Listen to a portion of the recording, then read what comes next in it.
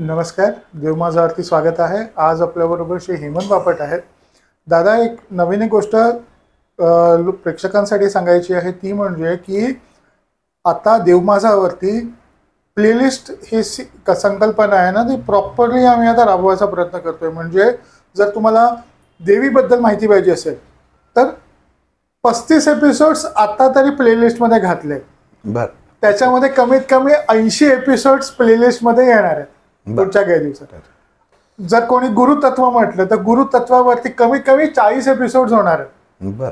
तर जर हे आता आपण लोक कसे करतात की सगळे, मी पण कसं करतो की रिॲक्टिव्ह होतो. म्हणजे युट्यूब खोललं, स्क्रोल केलं, युट्यूबने रेकमेंडेशन्स दिले, हा चला आपण हा व्हिडिओ बघूया. पण जर तुम्हाला कोणाला जर खरंच सखोल माहिती पाहिजे असेल तर देवमाजावरती जा, देवमाजावरती प्लेलिस्टमध्ये जा आणि प्लेलिस्टमध्ये तुम्हाला जे हवे सब्जेक्ट्सवरती ती प्लेलिस्ट ओपन करून तुम्हाला सगळे व्हिडिओज.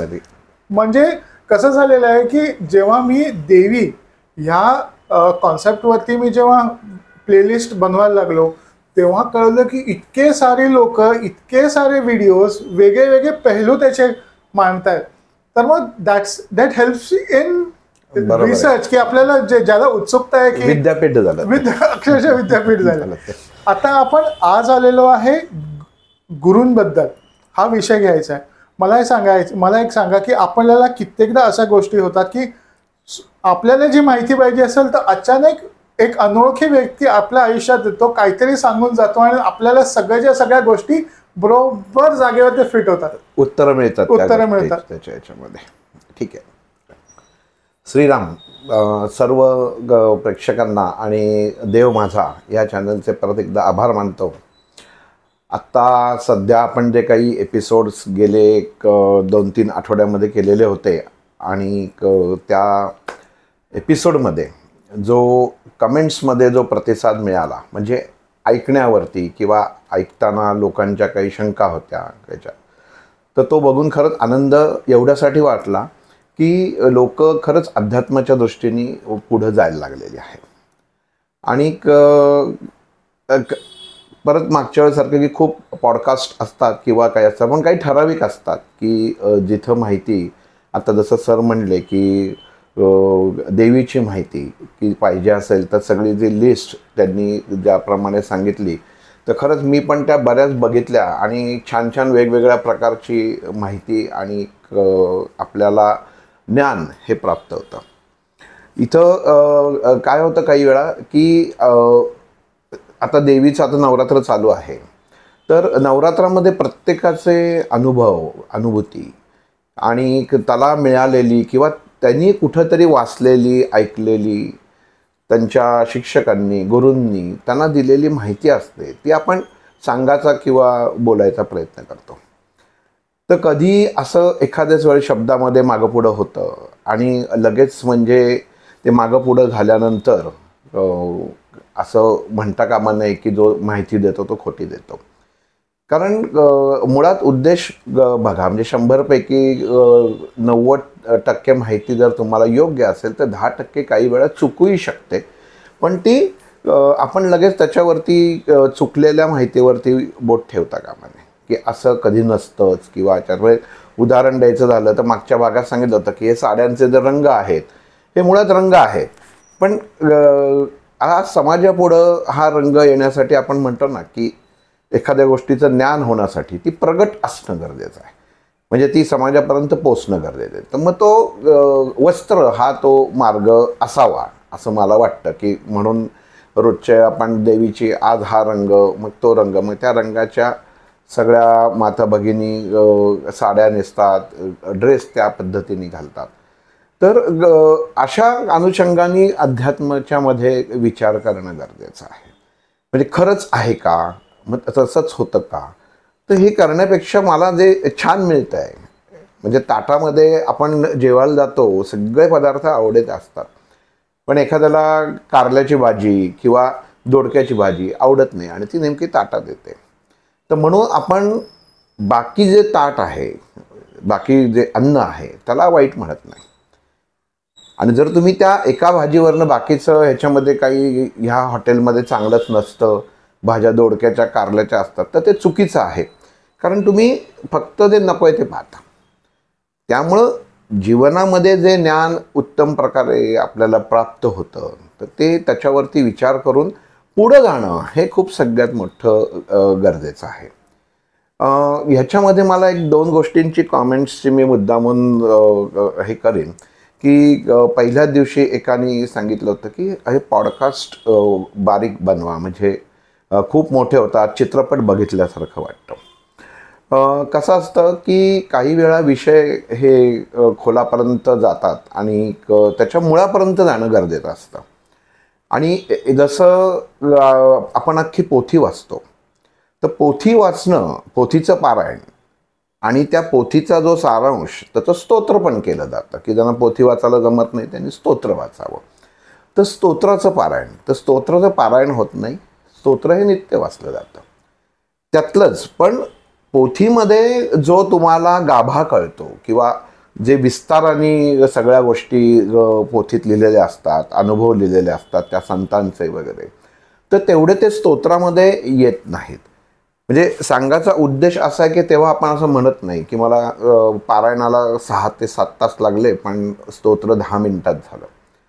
तर मग तसं केलं ना तर मग कळत नाही काय तो विषय. पण पोथी वाचले की पूर्ण आपल्याला कळतं की काय भाग आहे. म्हणून तो ह्याच्यामध्ये सांगायचा मी तो त्या पद्धतीने प्रयत्न करतो की शेवटपर्यंत लक्षात द्यावं की कशा पद्धतीने. थोडंसं जसं तुम्हाला प्रश्न पडला तसं अगदी सहजतेने सांगतो की मलाही प्रश्न जेव्हा माझ्या गुरूंशी मी जेव्हा पहिल्यांदा बोलायचो तेव्हा मला पडायचा की नाही काय हे मी ऐकतोय, माझे तर पेशन्स नाही. माझे तर 5 मिनटं एका जागी बसायचे पेशन्स नव्हते, की मला ही शिक्षा दिली जाते आणि मला जे नको आहे मग ऐकल्यानंतर मला झोप येते. हे माझ्या बाबतीतही स्वतःच्या घडलेलं आहे. त्यामुळे मी तुम्हाला चूक असं अजिबातच म्हणत नाही. पण पेशन्स, संयम ह्या अशाच गोष्टीतनं वाढतो. म्हणजे मी मागं 2-3 निरूपणात सांगितलं होतं की माझ्या गुरूंनी आम्ही घड्याळाने वेळ ठरवायचो नाही. मान अशी किंवा अशी झाली की समजायचं की आपल्याला उठायचं आहे, किंवा मांडी आपण मुंग्या आल्या, पायाला मुंग्या येतात मांडी घातल्यानंतर, मग ती मांडी जर सोडली तर याचा अर्थ उठायचं. ही आमची म्हणजे वेळ होती. तर नंतर ती वाढत वाढत गेलं आणि मग इतक्या वेळा काही असं झालं की 8-8, 9-9 तास बोलून सुद्धा असं वाटायचं की मी 5च मिनटं बोलतोय आणि अजून पाहिजे, अजून पाहिजे. पोलीस स्टेशनचा किस्सा सांगा ना तो. कुठला याचा? पोलीस स्टेशनचा किस्सा. पोलीस शोधायला आलेले, गुरूंबरोबर बसले असताना तुम्ही. हां. एकदा झालं असं की सुरुवातीला जेव्हा वास्तविक सगळ्यांना माहिती आहे की मोबाईल हे काही 98 साली लॉन्च झालेले होते आणि त्याच्या आधी एकदा आम्ही आमच्या गुरूंबरोबर बसलो होतो. दुपारी 4 वाजता आम्ही बोलायला सुरुवात केली आणि नियम हाच होता की हलायचं नाही. आणि ती तोपर्यंत आपण म्हणतो ना की ज्याच्या आपण सानिध्यात असतो तर त्याच्यामध्ये आपण देहभान विसरला होता. तर तसं ते झालं आणि घरी सांगितलेलं नव्हतं आणि तेव्हा काही लँडलाईन फोन होते, बाकी मोबाईल वगैरे काही प्रकारच नव्हता. आणि 4चे रात्री 10 वाजले, 10:30 वाजले, 11 वाजले आणि पार घरापर्यंत घरी काळजी वाटायला लागलं की हा गेला कुठं. दुकानातनं आलेला 3:30 पावणे 4ला बाहेर जातो म्हणून गेलेला आहे, तर हा अजून घरी कसा आला नाही. घरच्यांना काळजी वाटणं वास्तविक होतं की आलेलं नाही. 11, 11:30पर्यंत वाट बघितली, 12पर्यंत वाट बघितली आणि मग नंतर त्यांनी पोलीस कंप्लेंट केली की दुपारी हे गेलेला आहे बाहेर आणि तो काही घरी आलेला नाही. आणि पहाटेपर्यंत आम्ही मला होतं की एक 3:30-4 वाजेपर्यंत बोलणं चालू होतं. आणि मी तेव्हा नंतर जेव्हा घरी गेलो तेव्हा मला म्हणजे वास्तविक पत्नीच्या हातनं किंवा अजून घरामध्ये आई होती, तोंडात फक्त खायची बाकी राहिलेली होती की दिवस रात्रभर गेला कुठं. आणि आपला नवरा रात्रभर बाहेर असतो आणि कुठंतरी न सांगता गेला आहे म्हणजे ह्या गोष्टीला एक वेगळं अर्थ, सगळ्या गोष्टी निघतात त्या वेगळ्या असतात. पण वास्तविक भीती जी हा प्रकार असतो की कुठं गेला ते. आणि मग जेव्हा सांगितलं तेव्हा कळलं की पोलीस कंप्लेंट केलेली. मग पोलीस आले, मग पोलिसांकडनं शहानिशा झाल्या, त्याच्यानंतर सांगायला लागलं. म्हणजे मग त्या गोष्टी मिटल्या गेल्या. पण घरी त्याच्यात भांडणं काही दिवस त्याच्या पुढं चालू होती. याला का असतं, तुम्ही जेव्हा ह्या मार्गावर जाता तर तेव्हा तुम्हाला बाजूला कोणी नसतं. म्हणजे हा एक खूप मोठा अनुभव हा मी आज एवढ्या वर्षात घेतोय की आपण आपले एकटेच असतो आणि ह्याच्यामध्ये असंख्य अडचणी असतात की तुम्हाला त्या प्रत्येक वेळी येत राहतात आणि तुम्हाला त्यातनं मार्ग काढायचा असतो. माझ्या जीवनामध्ये गुरूंचं जे आगमन झालं, एक दोन भागामध्ये मी पहिल्यांदा सांगितलेलं होतं की माझा स्वभाव हा आध्यात्मिक किंवा धार्मिक हा कधीही नव्हता किंवा कधीही नव्हतं. मंदिरात सुद्धा फक्त प्रसाद चांगला असेल तरच त्या मंदिरात जायचो, एवढंच इथपर्यंत. आणि तेव्हा काही आत्तासारखी मंदिरं चौकात किंवा प्रसाद मिळायचे नाही. अगदी ठराविक 1-2 मंदिरातच प्रसाद तेव्हा शनिवारी फक्त, म्हणजे शनीचा प्रसाद किंवा गुरुवारी मठामध्ये प्रसाद रामेश्वर चौकातल्या. पण कधी आत म्हणजे प्रसाद घ्यायचं की बाहेरच्या बाहेर गायब, आतमध्ये जाणं नाही झालं किंवा नुसताच नमस्कार करायचा.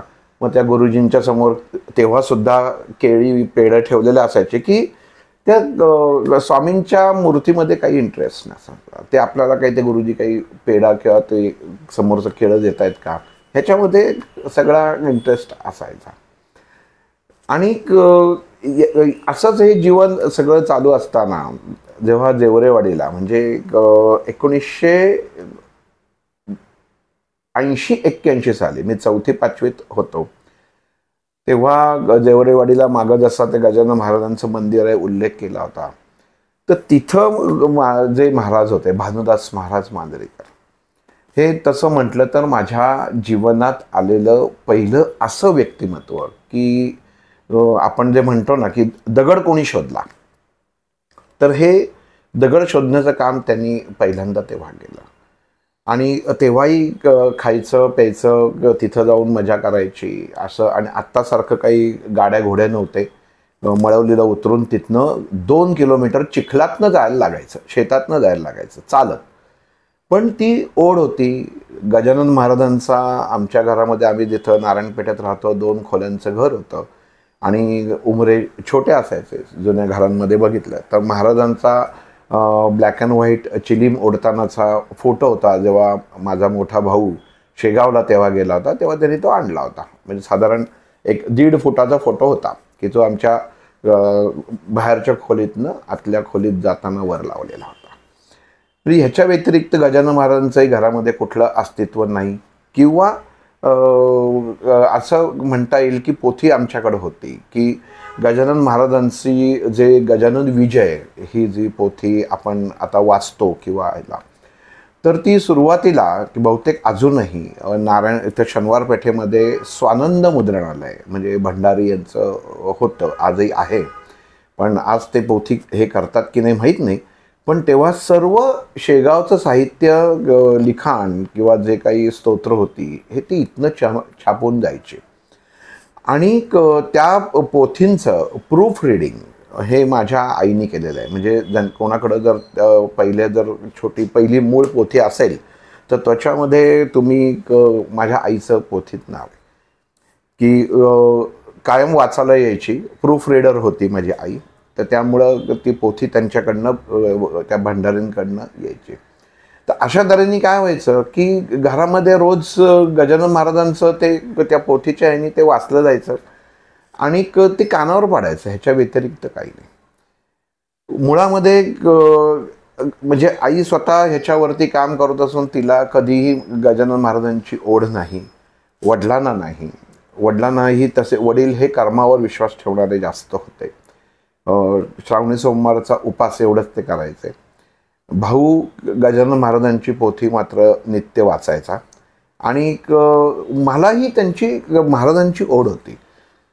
पण जसं सांगितलं की पोथी वाचणं वगैरे हा प्रकार मला त्याच्यामध्ये आवडायचा नाही किंवा ते त्याच्यात जमायचं नाही. मग तेव्हा सुद्धा कसं की कधी कोणी शेगाववरनं आलं किंवा भाऊ जायचा, म्हणजे वर्षात 1.5 वर्षातनं एकदा, की ते थोडंसं छोटं उपकरणं मिळतं, तर ते त्याला ते प्रसादाचं ते मिळालं असायचं. मग मी ते अंगावर पांघरून बसायचो, की मला ते आवडायचं, म्हणजे उपकरणं बघायला. आणि म्हणजे अशा तऱ्हेने मी असं हे करायचो की अरे हे महाराज असे हे समोर बसलेत. मग एकदा असं काय लहान जरी असलं ना तरी आपण हे मी थोडंसं मोकळं अजून एवढं सांगतो की 4थीमध्ये होतो, की तेव्हा असं नव्हतं की आपल्याला आपण चड्डी घातले की नाही याची अक्कल नव्हती, असं नव्हतं. पूर्ण अक्कल 4थीतल्या मुलालाही असते. पण तो महाराजांचा जो फोटो होता आमच्याकडचा, तो असा चिलीम ओढताना ब्लॅक अँड व्हाईट पलंगावर बसलेला फोटो होता. आणि तो फोटो जर तुम्ही बघितलात तर त्याला फक्त अशी लंगोटी बांधलेली आहे. आणि मग मला ते एक दिवस वाटलं की चला आपण पण घरात कोणी नव्हतं, आणि मग ती भावानी उपकरणं आणलं होतं. तर मी ते सगळे कपडे काढले आणि ते लंगोटी लावली आणि तसाच घरामध्ये बसलो आतमध्ये. आणि आपल्या आपण जे ह्याची पाण्याची हे असते ना, ट्यूब असते, पाणी मारतो त्याची, ते अंगण होतं. तर तेव्हा आमच्याकडे ट्यूब होती आणि ते ट्यूबचं ते एक पाठीमागं रबरी हे असतं बघा, खोचायचं. तर त्याची जी आकार आहे ना तो त्या चिलमीसारखा होता. मग ते असं हातात घेऊन म्हणजे हा खेळ, हे तेव्हा त्याच्यामध्ये हा खेळ असा होता. आणि मग महाराजांकडे असं बघणं की मी तसाच दिसतो का, तसाच पाय ठेवलं, हे तेव्हा असं भिनाला सुरुवात झाली की आपण म्हणजेच हे आहोत आणि आपण ते आणि मी एकच आहे, असं तेव्हा एकदा मनात वाटायला लागलं. आणि मग तेव्हा घरामध्ये आजी होती माझ्या, तर मग ती आजी आली, तिने बघितलं की काय करतेस. पण आजीला नातवाचे लाड असतात, तेव्हा तिला किती ते म्हणजे तिने अंगावरनं हात फिरवला की अगदीच याच्यात एवढं इथपर्यंतच, महाराजांचं काही नाही. पण कुठं ना कुठं तरी मी ते ओढलं गेलो. मग ती महाराजांचं कुठं फोटो मिळाला की ते कातरणी कापायचो, पुठ्ठ्याला चिटकवायचो. मग घरामध्ये छोटासा कोनाडा होता, त्या कोनाड्यामध्ये ठेवायचं, मग ते मंदिर करायचं. अशा ह्या गोष्टीतनं एकंदरीत खरं सांगायचं तर ह्या गोष्टीनं सुरुवात झाली. पण सिरियसनेस किंवा हा कुठं नव्हता. पण ह्याची जाणीव मला भानुदास महाराज मांजरेकरांनी जेवरेवाडीच्या करून दिली. मला झालं कसं की तिथं जो मूर्ती आहे ती तशीच चिलीम ओढाची आहे. आणि मला म्हटले काय रे, नागडाहून घरामध्ये बसतोस ते तुला चालतं का, जा त्या बाबाच्या शेजारी जाऊन बस. म्हटलं बसतो की बाबा, पण तिथं म्हटलं मुंगळे आहेत, कारण ते संबंध बाजूला रान होतं, तर ते गोळ ठेवलेलं असं तर ते मोठे मुंगळे यायचे. जातील म्हणले मुंगळे, जा बस जाऊन तिथं महाराजांच्या शेजारी जाऊन बस, काय करायचं ते कर. आणि मग तिथं जाऊन बसायचो. पण तेव्हा ही गोष्ट तेव्हा लक्षात नाही आली की जी गोष्ट मी घरी केली होती, म्हणजे ते उपकरण हे करून, ही त्यांनी मला तेव्हा तिथं सांगितली. पण तेव्हा काही डोक्यात हे असे चमत्कार विमत्कार काही भानगडी किंवा काही कशाचं आपल्याला हे नसतंच, म्हणजे गंधच नव्हता. पण यांनी महाराजांनी सांगितलं जाऊन महाराजांच्या इथं बस, तिथं चला. आणि मला एक सवय होती की आमच्या चौकात सुद्धा गणपती, उमऱ्या गणपती बसायचा, की गळ्यात हात टाकून बसायची मला खूप सवय. म्हणजे अजूनही मित्र आम्ही गेलो की मला गळ्यात हात टाकायची खूप सवय. तर तेव्हा तिथं मग गजानन महाराजांची मूर्ती आणि त्याच्या बाजूला दत्तात्रयांची मूर्ती आहे. तर मी दोघांच्या मध्ये बसायचो आणि असं दोघांना गळ्यामध्ये हात टाकून बसायचो. मिळायचं काय तर काही मिळायचं नाही. म्हणजे आपण तेव्हा जर आपण काही प्राप्त करायचं तर काही प्राप्त करायचे काही हे नव्हतं. मग कोणीतरी तिथं गोळ ठेवलेला तो खायचा महाराजांच्या ह्याच्यात. मग महाराजांच्या तोंडाला काही जणांनी गोळ लावलेला असायचा, कारण संबंध खेडेगाव त्याला. त्यामुळं तिथं काय आत्तासारखं साखर फुटाणे किंवा पेढे बिडे काही भानगड नव्हतं. गूळ हा सगळ्यात महागातला नैवेद्य असं म्हणलात तरी चालेल. मग दत्तात्रयांच्या इथं म्हणजे ते दिसेल ते आपलं देवाच्या तोंडाला लावलंय ते खा, इकडचं खाल्लंय ते खा. तेव्हा असं काही नव्हतं की ह्याला मुंगळ्याने खाल्लंय का कोणी खाल्लंय का ते. आणि मस्त मला ते असं मी मिठी मारून बसायचो त्या महाराजांना, मला खूप आवडायचं त्याच्यात. तिकडनं आतमधनं मग गाभाऱ्यातनं आलं की मला ते म्हणायचे, काय बोलला रे बाबा. म्हणजे ते जे भानुदास महाराज होते ते गजानन महाराजांना बाबा म्हणायचे आणि मला म्हणायचे, काय रे बोलला बाबा त्याच्यात. म्हटलं काही नाही बोलला, मस्त गळ्यात हात घालून बसलो होतो त्याच्यामध्ये, त्या चिलमीला तोंड लावायचा मी प्रयत्न केला. बघा मी मुद्दाहून का सांगतो की ह्या गोष्टी घडतात, सहजता असते. म्हणजे ती चिलीम जर बघितली तर अशी मुखात आहे, तर ती आपल्याला करता येईल का मी तिचं तोंड लावायचं.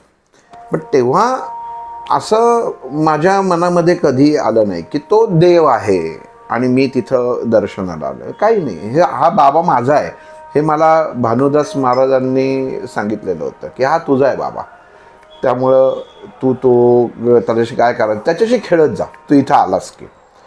आणि मग आम्ही मित्र इकडं तिकडं फिरत किंवा बघत असायचे. तिथं बराच मोठा एरिया आहे, पण मी त्या मंदिरामध्ये तिथं असायचो.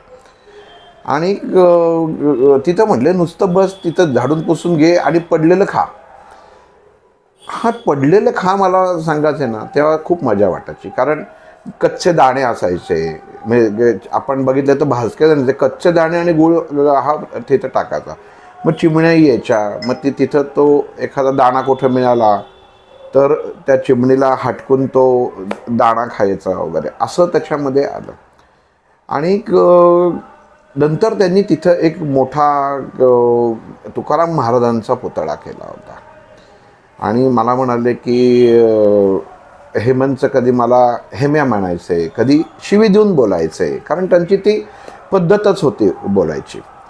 आणि मला म्हणे लक्षात घे, हे बघ तंबाखू खायचं ते. तर तंबाखू हातावर घेतली, त्याला चुना लावला त्याच्यामध्ये.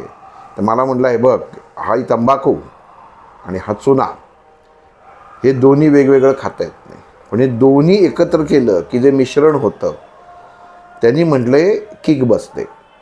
तुला बघा चिका खाऊन. म्हटलं नाही, असं मला तेव्हा त्याच्यामध्ये बघायचं. पण लक्षात ठेव, दोन्ही एकत्र झालं तर किक बसते. हा शब्द म्हणजे हे आता कित्येक वर्षांनी मुद्दामून सांगतं की अध्यात्म कशा मार्गाने तुमच्या समोर प्रगट होतं किंवा सांगायचा ही व्यक्ती प्रयत्न करतात. तर म्हटलं बरं ठीक आहे, त्याच्यात एवढंच त्याच्यामध्ये लक्षात आलं. आणि मग त्यांनी मला सांगितलं काही महिन्यांनी जसं आम्ही जायला लागलो, म्हटलं बाबा तुम्ही मला तेव्हा हे तंबाखूचं उदाहरण देऊन असं का म्हणलं की तेव्हा किक बसते. मला ते किक या शब्दाचा अर्थ कळला नाही, कारण मला स्कूटरची किक हा एवढा एकच तेव्हा माहिती होतं. आणि तेव्हा काही स्कूटर काय अशा जास्त नव्हत्या, तेव्हाच्या स्कूटर वेगळ्या. तर म्हटलं की याच्यात ते म्हणले की किक बसणं म्हणजे एक प्रकारचा स्पार्क होणं. तर म्हटलं बरं. ते म्हणले हे जे चुना आहे हे प्रत्येक मनुष्य जीवनाचा एक असा गाभा आहे जीवनाशी की हे जर नसेल, म्हणजे कॅल्शियम जर नसेल तर मनुष्याचं अस्तित्व नाही. आणि शेवटी उरतं कॅल्शियमच, असंही त्यांनी मला सांगितलं. तेव्हा थोडं काही कळलंच नाही, म्हणजे खरं सांगायचं तर. पण म्हणले हे दोन, आणि हा तंबाखू जे आहे ना, हे म्हणले हा आपला मनुष्याचा, हे जे तुझं आहे ना सगळं ते आहे म्हणले. आणि हे म्हणजे ते चुन्याला चैतन्य म्हणले आणि तंबाखूला जीवन म्हणले. ते म्हणले ते एकमेकाला घासलं की ते एकरूप होतं. आणि ते जेव्हा तू आत ठेवतो तेव्हा त्याची किक बसते, म्हणजे तुला त्याचा स्पार्क कळतो, म्हणजे ते तुला करंट बसतो. म्हणजे असे नंतर ते शब्द आपण जे तंबाखू खातात वगैरे तर म्हणतो की अरे काय करंट बसतो, पण काय बसतो ते तुम्हाला सांगता येणार नाही, पण बसतो. तर तसं ते म्हणले की ह्या गोष्टी होतात. मग इथनं त्यांच्याकडनं हे करायला पहिल्यांदा सुरुवात झाली की अशा प्रकारे आपण महाराजांना तू जवळ कर. हे त्यांनी मला सांगितलं की गजानन महाराज हे तुझ्या जीवनातले सगळ्यात मोठे तारणहार राहणार आहेत. आणि आता तारणहार राहणार आहेत हे म्हणजे तिथं गजानन महाराजांचं मंदिर होतं म्हणून, आणि ते गजानन महाराजांचं करायचं आहे म्हणून तारणहार राहणार आहेत का, तर तसं नव्हतं. कारण म्हणजे हे सांगायचा उद्देश का की आपण समजा गोंदवलेकर महाराजांच्या इथं जातो, तिथं जे गुरुजी असतात ते सांगतात रामनामाचा जप कर. स्वामींच्या इथं जातात ते म्हणतात तारक मंत्र कर. शंकर महाराजांच्या इथं होतं तर जयशंकर. तर तसं ते काही त्याच्यामध्ये नव्हतं. कारण तिथं दत्तात्रयांची पण मूर्ती होती आणि महाराजांची होती, गाडगे महाराजांची होती. तर ते म्हटले हे तुझे तारणहार आहेत आणि हा तुझा बाप आहे, हे तू लक्षात ठेव. ह्यानं तू कधी महाराज म्हणू नको, हा तुझा बाप आहे लक्षात ठेव. आणि बापाला कायम जवळ ठेवायचं, चारी बाजूला बाप पाहिजे, बापाला लांब करायचं नाही. म्हटलं ठीक आहे. आणि मग त्यांनी मला तिथला तो एक शिक्का दिला होता, आजही माझ्याकडे तो शिक्का आहे त्याला. मग काय ह्यांनी मग खूप म्हणजे आमची एकमेकांबद्दल जी स्वाध्यायाच्या दृष्टिकोनातनं जी चर्चा असते ती न होता वास्तव जीवनामध्ये चर्चा झाली की कशा पद्धतीने. आणि त्यांनी मला तेव्हा सगळ्यात मोठं एक विद्या मात्र त्यांनी मला शिकवली तेव्हा, की जेव्हा मला ज्ञान नव्हतं त्याचा उपयोग मला जवळजवळ 15 ते 16 वर्षानंतर कळलं की ही विद्या आपल्याला येते. तर ती म्हणजे काय, तर कचऱ्यातनं भविष्य बघणं. म्हणजे त्यांच्याकडं जी माणसं यायची तेव्हा ते सांगायचे, सकाळी घरातला घर झाडायचं आणि तो कचरा घेऊन यायचा आणि ते त्यांच्याकडे पुडी घेऊन यायचं आणि तो पुडी ते कचरा बघायचे आणि त्या माणसाला सांगायचे की तुझ्या घरात काय अडचणी आहेत, काय प्रॉब्लेम आहेत किंवा अशा याच्यात, किंवा तेव्हा त्याला काही सोल्युशन्स सांगायचे, त्याला उपाय तुम्ही अमुक करा तमुक करा. तर ही जी विद्या होती. तर मग मी त्यांना आता एकदा विचारलं की ही कचरा काय भानगड आहे म्हटलं, ही म्हणजे महाराज हे कचऱ्यातनं काय कळतं.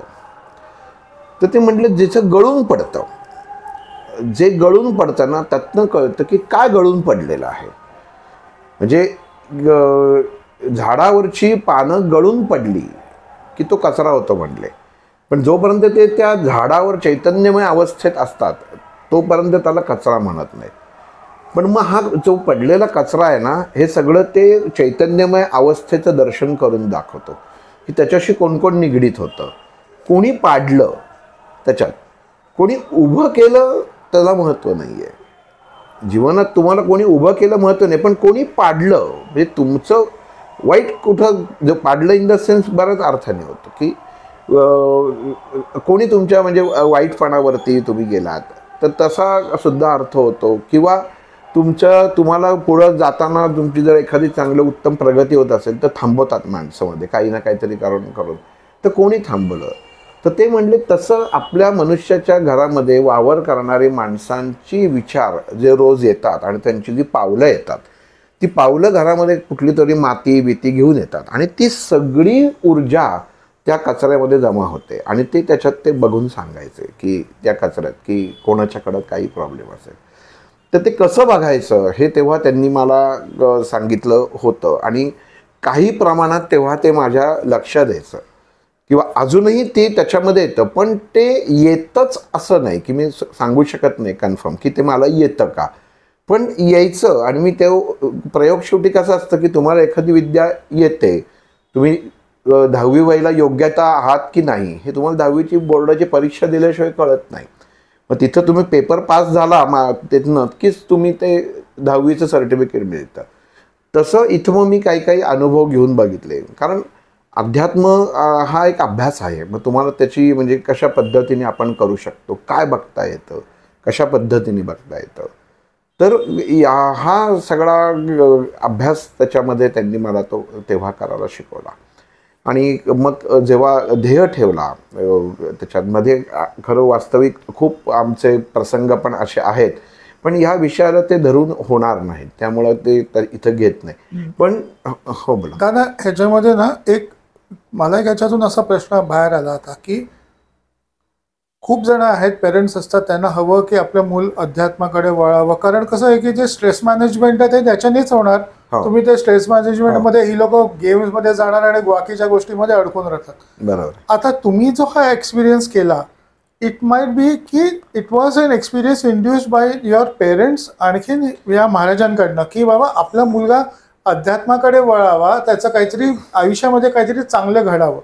तर आता पेरेंट्सना जर करायचं असेल आपल्या मुलांना, त्याच्यातून तुम्ही जे शिकल्या गोष्टी त्याच्यातून काय टिप्स देऊ शकता? मुळामध्ये इथं महाराजांचं आणि माझं जे मी लहानपणापासून जायचो, तर इथं जसं सर म्हणले की एखाद्या मुलाला जर घडवायचं असेल तर आपण जसं संस्कार आपण म्हणतो ना संस्कार शिबिर, तर आता ती शिबिरं निघाली आहेत. पण असं कुठं करावं किंवा मला तसं माझ्या घरच्यांनी हे केलं होतं.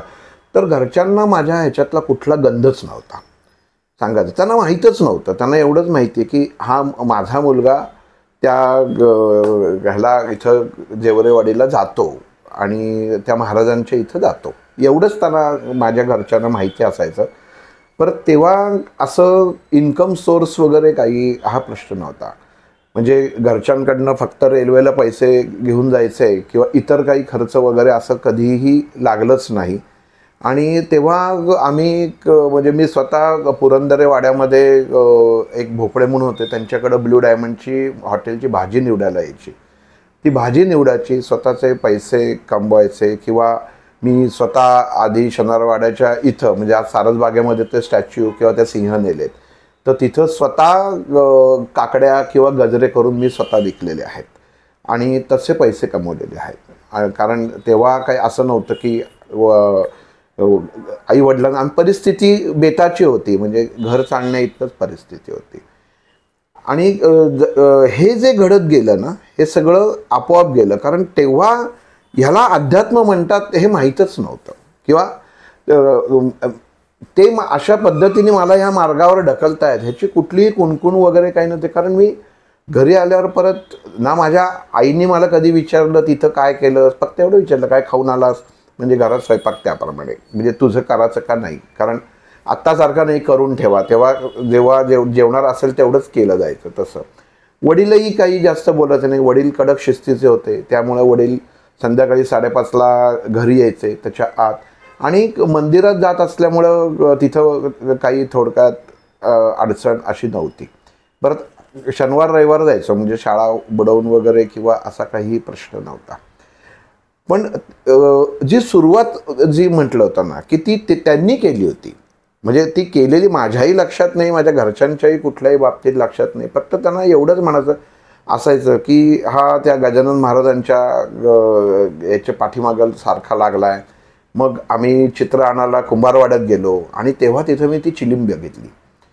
आणि चिलीम बघितली तर मला वाटलं की अरे महाराजांची चिलीम इथं विकायला आहे. पण तेव्हा ती म्हणजे जसे ड्रग्ज असतात तसं गांजा वगैरे ओढायचे, तर त्याच्यासाठी ती चिलीम वापरायचे. तर मी तेव्हा मला आठवतंय की मी एक 15 पैशाला मी एक चिलीम तिथनं विकत घेतली होती. बरं, ज्या कुंभाराकडनं घेतली त्यांनी मला तेही विचारलं होतं की तुला कशाला पाहिजे, तर म्हटलं मला महाराजांची ही चिलीम आहे असं म्हणून ती पाहिजे. त्यांनी मला ती दिलेली होती. कारण तेव्हा चिलीम घ्यायचा काही संबंधच नव्हता, पण मी ती चिलीम सांभाळून ठेवली होती खूप वर्ष आणि त्याचं मी त्याला नमस्कार करायचो, ही महाराजांची चिलीम म्हणून. आणि त्याच्यामध्ये मग आता चिलीम आले म्हटल्यानंतर त्याच्यात काहीतरी पाहिजे ना, मग ते वाड्यामध्ये दुर्वा होत्या, मग त्या दुर्वा वाळवायच्या आणि मग त्याच्यामध्ये त्याच्यात खोचायच्या. म्हणजे कसं की आपण एखादं नाटक करतो ना, तसं तसं मी ते त्याच्यामध्ये रममाण व्हायचं की पूर्ण रममाण झालं की मग आपल्याला तो मी आनंद घ्यायचो की महाराज माझ्या बाजूला आहेत, महाराज माझ्या शेजारी आहेत. की मग गुरुवारी पिठलं भाकरी केली किंवा ह्याच्यामध्ये की मी हटकून सांगायचं की मला ते प्रसादाचं जे ताट आहे ते मीच खाणार किंवा ते मीच घेणार. आणि लहानपणापासून एकदम गरम खायची सवय आहे, पण ते आता ताट वाढलेलं असायचं, पण मला ते आवडायचं की आपण हे खाऊ. आणि मग बसून नाही, कारण याच्यात मग असं झोपून खा, हे खा. ते घरच्यांचे सुद्धा मी वडिलांचे बऱ्याच वेळा मार खाल्लेले आहेत की नीट बसून जेवत नाही, कसाही जेवतोस, काही करतोस.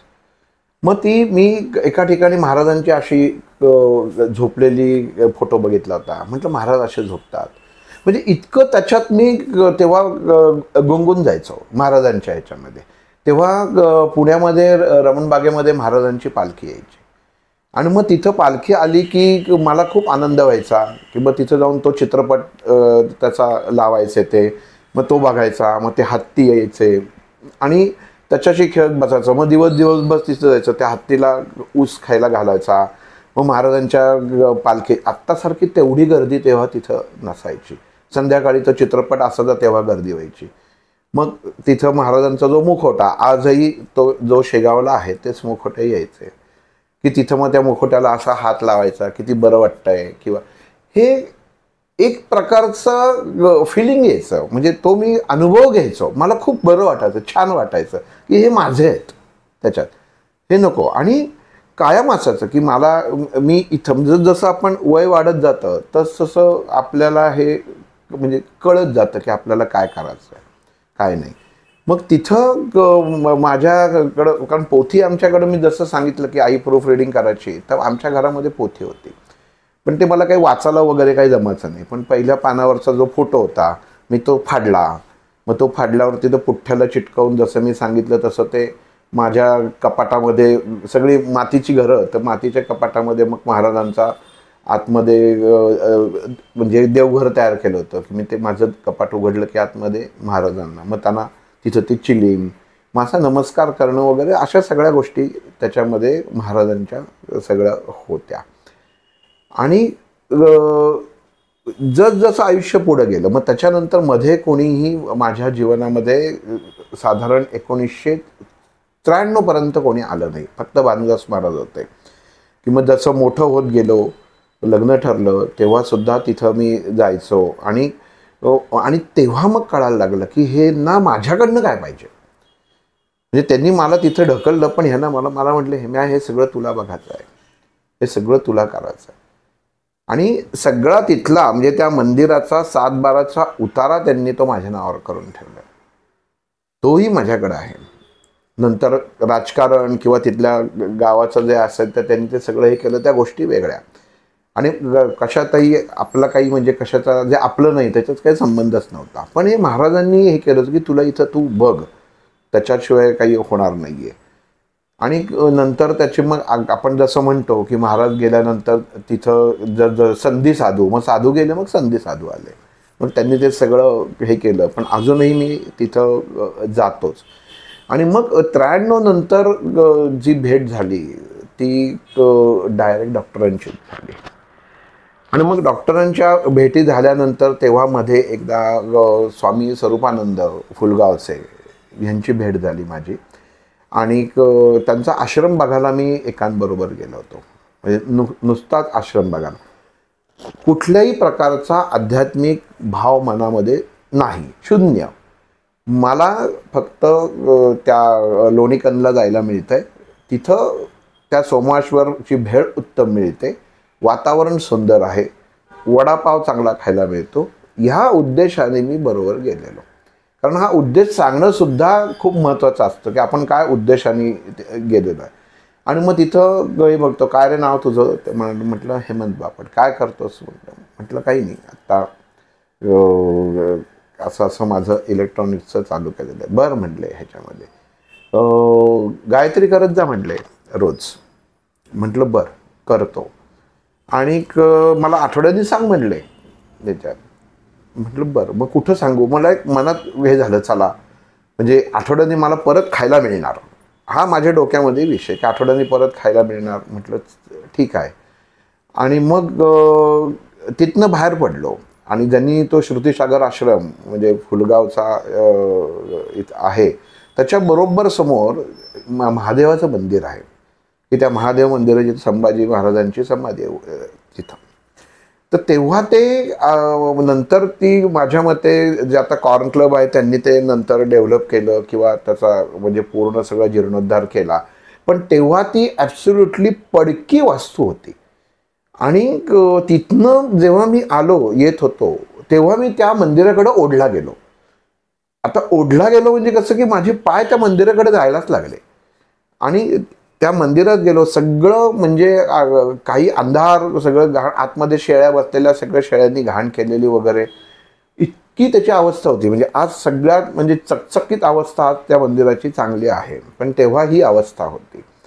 आणि त्या मंदिराच्या पिंडीवर इथे जाऊन बघितलं आणि एक वेगळा काहीतरी अनुभव तेव्हा माझ्या मनामध्ये आला की इथं काहीतरी वेगळं आहे. आणि जसं मी म्हटलं की मला ती गळ्यात हात टाकायची सवय, म्हणून मी त्या जे पिंडीचं लिंग होतं त्याच्यामध्ये असा हात टाकला आणि असं मला ती गाल लावायची सवय, तर मी तो गाल लावला.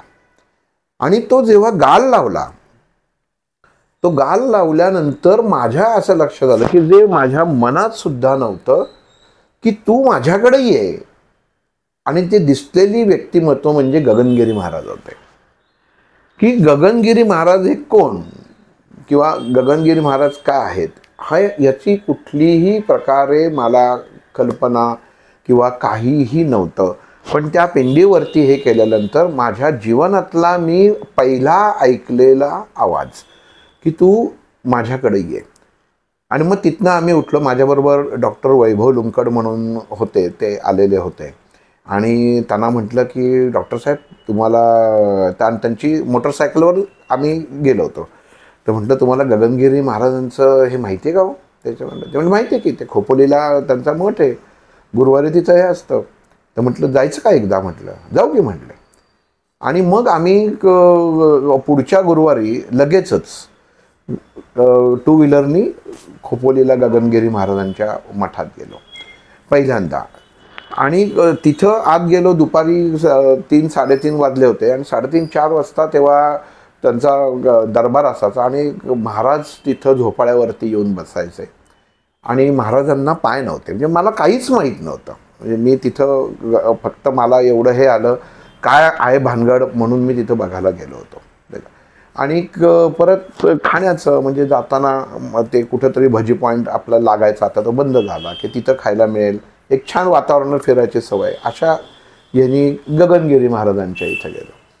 आणि तिथं मग त्यांना झोपाळ्यावर ठेवणारे आशिष महाराज, आज बहुतेक तेच बघतात काहीतरी सगळं तिथलं, पण आशिष महाराज म्हणून एक जण होते, त्यांनी खांद्यावर घेऊन महाराजांना झोपाळ्यावर आणून ठेवलं.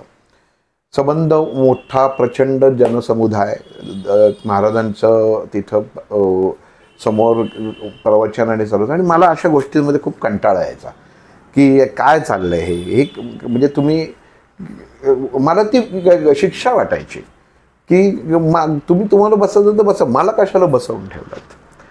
आणि माझी चुळबुळ चालू व्हायची की मी नाही बसू शकत, की मला ते इथं काही नको आहे. आणि अशा ह्याच्यामध्ये मनामध्ये एक जण कोणाला काही प्रश्न असेल का किंवा असेल का, तर मग ते तेव्हा असं मला आठवतं आहे की 5-6 जणांचे प्रश्न महाराज मग तेव्हा बोलायचे, असे लोडाला टेकून बसलेले असायचे आणि बोलायचे.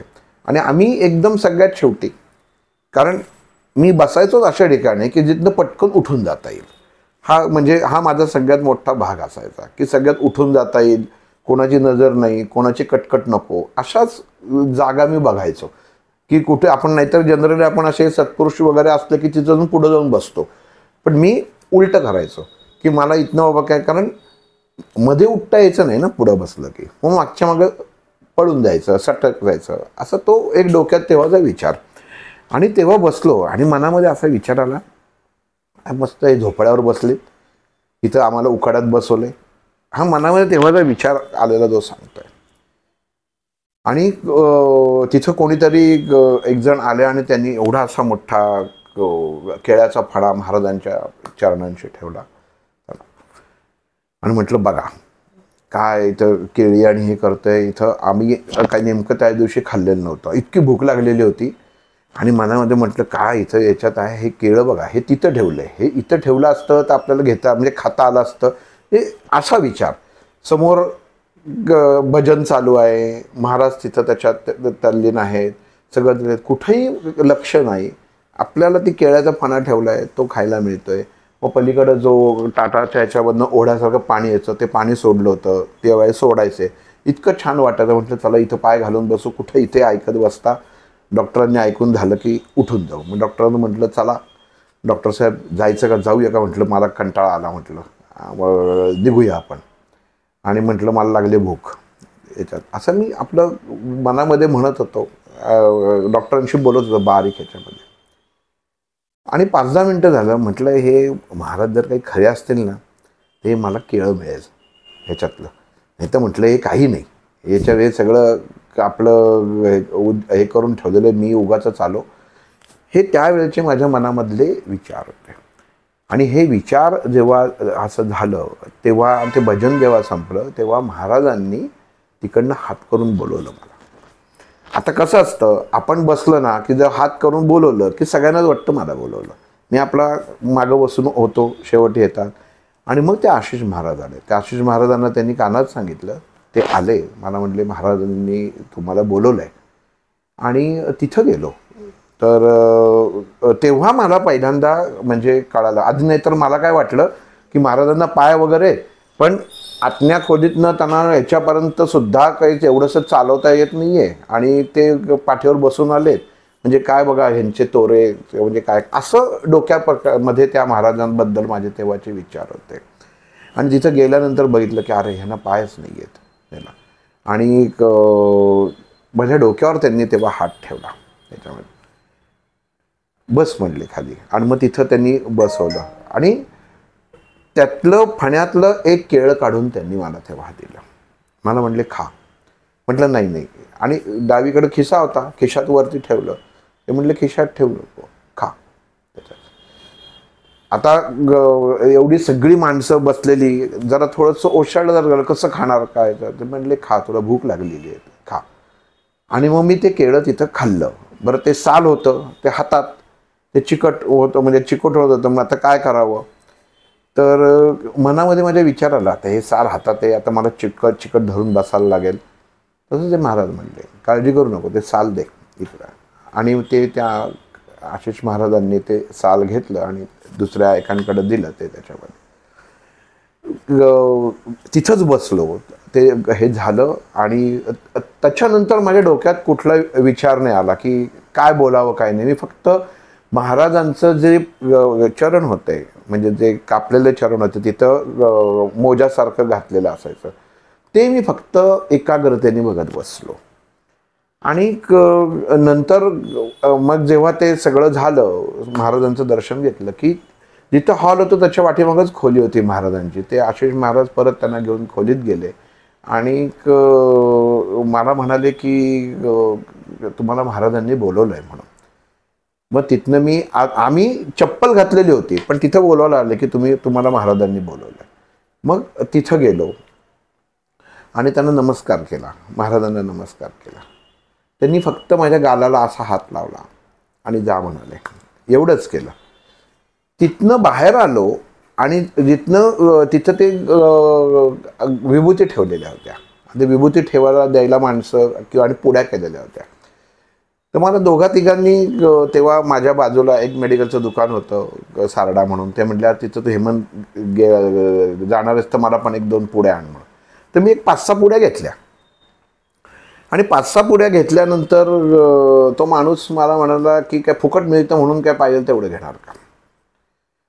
आता अंगाऱ्याची पुडी ती घेतलेली होती, म्हणजे ती काय असं काही पदार्थ किंवा कुठलं गेलं नव्हतं. पण म्हटलं ही फुकट, म्हटलं अहो म्हटलं नाही, दोघा तिघांनी सांगितले आणायला म्हणून मी ती पुडी घेतोय. ज्यांना सांगितलं त्यांना इथे येऊन घेऊन जाऊ द्या, तुम्ही नका घेऊन जाऊ, तुम्ही तुमच्यापुरती एक घ्या असं म्हटलं. आणि मला राग आला आणि मी त्या पुड्या सगळ्या फेकल्या तिथं. म्हटलं तुमची एकही पुडी नको. डॉक्टरनं म्हटलं चला, आम्ही आपलं याच्यामध्ये निघालो. आणि बाहेर पडल्या डॉक्टरनं म्हटलं बघा, म्हणून ते मला अशा ठिकाणी म्हटलं यायला आवडत नाही. महाराजांनी तेव्हा तिथं काय केलं काय नाही तेव्हा ते डोक्यातनं निघून गेलं. माझ्या डोक्यातनं ज्या पुड्या मला दिल्या नाही ह्याचा राग डोक्यामध्ये माझ्या, की त्यांनी म्हटलं म्हणून डॉक्टर ते म्हटले अरे हेमंत जाऊ दे, आपण ते लक्ष द्यायचं नसतं, आपण ज्याच्यासाठी येतो तेवढं आपलं साध्य झालं की बस, हे मी म्हणत होतो. आणि तेव्हा मोबाईल जे होते हे नुकतेच चालू झालेले होते, पेजर होता माझ्याकडं. तो टिक टिक टिक टिक वाजला. मग वाजल्यानंतर आम्ही त्या पनवेलच्या इथं एका टेलिफोन बूथमध्ये गेलो आणि तिथनं फोन केला. ते एक पाठक म्हणून आमच्या ऑफिसच्या शेजारी राहायचे, तर त्यांच्या घरी तो घरचा नंबर होता. मग फोन केला, म्हटलं की काय हो पाठक, तुमचा नंबर पेजरवरती आला. तर ते म्हटले अहो बापट शेगावला गेलो होतो, तर म्हटलं तुमच्यासाठी अंगारा घेऊन आलो आहे. तर म्हटलं बरं मी येतोच आहे. म्हटलं मी आत्ता आहे इकडं, पण एक 2-2-2-2.5 तास लागतील, मी येतो. हां ठीक आहे ना म्हणले, मी उद्या सकाळी तुला आणून देतो म्हटले. म्हटलं बरं ठीक आहे. आणि माझ्या मनामध्ये तो फोन ठेवला आणि आलं की इथं आपण अंगारा फेकला, इथं घेतला नाही.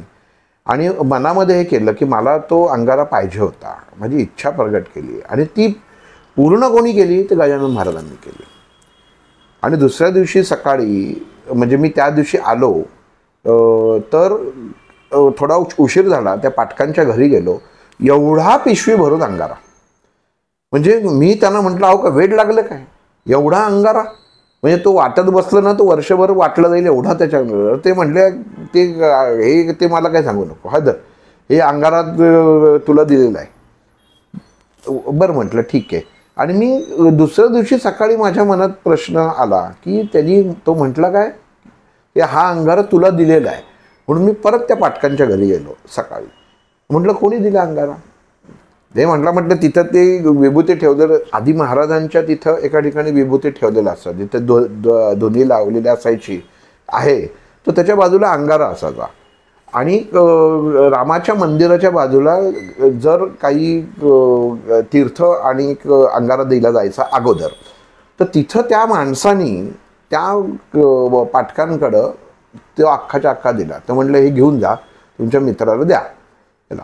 आणि तो अंगारा मग तेव्हा तो मला मिळाला. आणि तो म्हटलं की मी घेतलं, पण माझ्या कुठल्या मित्राला द्या, कोणाला द्या, काय हे करा. आणि म्हटलं मग लक्षात आलं की अरे तू ते गजानन महाराज मला सांगितलं होतं शेगावला गेलं तर मला अंगारा घेऊन या म्हणून, तर म्हणून मी तुझ्यासाठी घेऊन आलो. मग तो अंगारा मी नंतर कित्येक महिने किंवा ते म्हणजे तो कोणाकोणाला असाच बाबा शेगावचा अंगारा आहे तो हे देत असतो.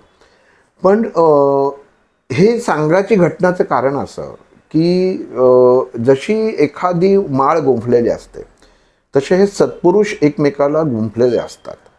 म्हणजे तिथं एवढं सगळं त्यांनी मनातनं मला केलं पाहिजे हे ओळखलं, अस्तित्व दाखवलं. असं सांगितलं नाही की तू माझं अस्तित्व स्वीकार, तू माझं दासत्व स्वीकार, हे नाही सांगितलं. फक्त अस्तित्व दाखवलं. की हे नंतर मला डॉक्टरांनी सांगितलं की ती पावती अशी होती की तू योग्य ठिकाणी आलायस, म्हणजे तुला तिथं पोचायचं आहे, तिथं तू आलेला आहेस. ही फक्त त्यांनी खून करून दिली.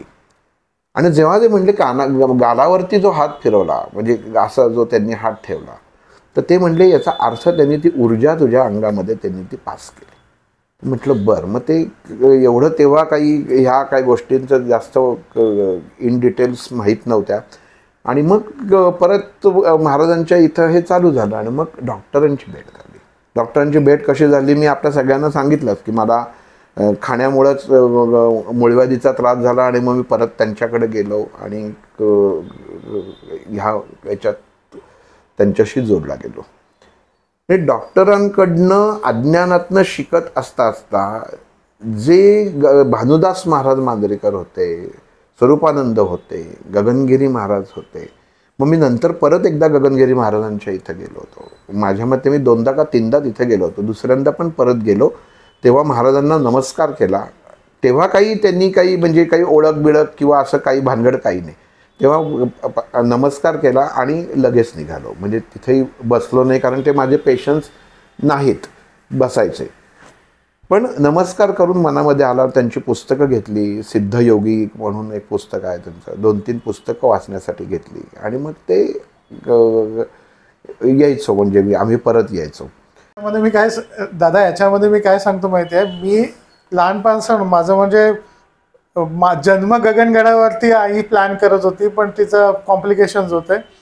तुम्ही जसं सांगितलं ना, वडील बसायच्या समोर, आम्ही पाठच्या पाठी दोघं भाऊ, मग पाठच्या पाठी सरकून तिकडे शेतामध्ये जायचं, ब्रिजवरती जायचं, पाण्यामध्ये पाय टाकून बसायचे, फिश बघायचे. कधीही असं नाही की बाबा कुठे आपण सत्पुरुषाकडे आलेलो आहे, की बाबा आपण आजोबाच्या घरी आलेलो आहे आणि वावर आमचा तसा असायचा तिकडे. आणि ओळखीचे होते सगळे.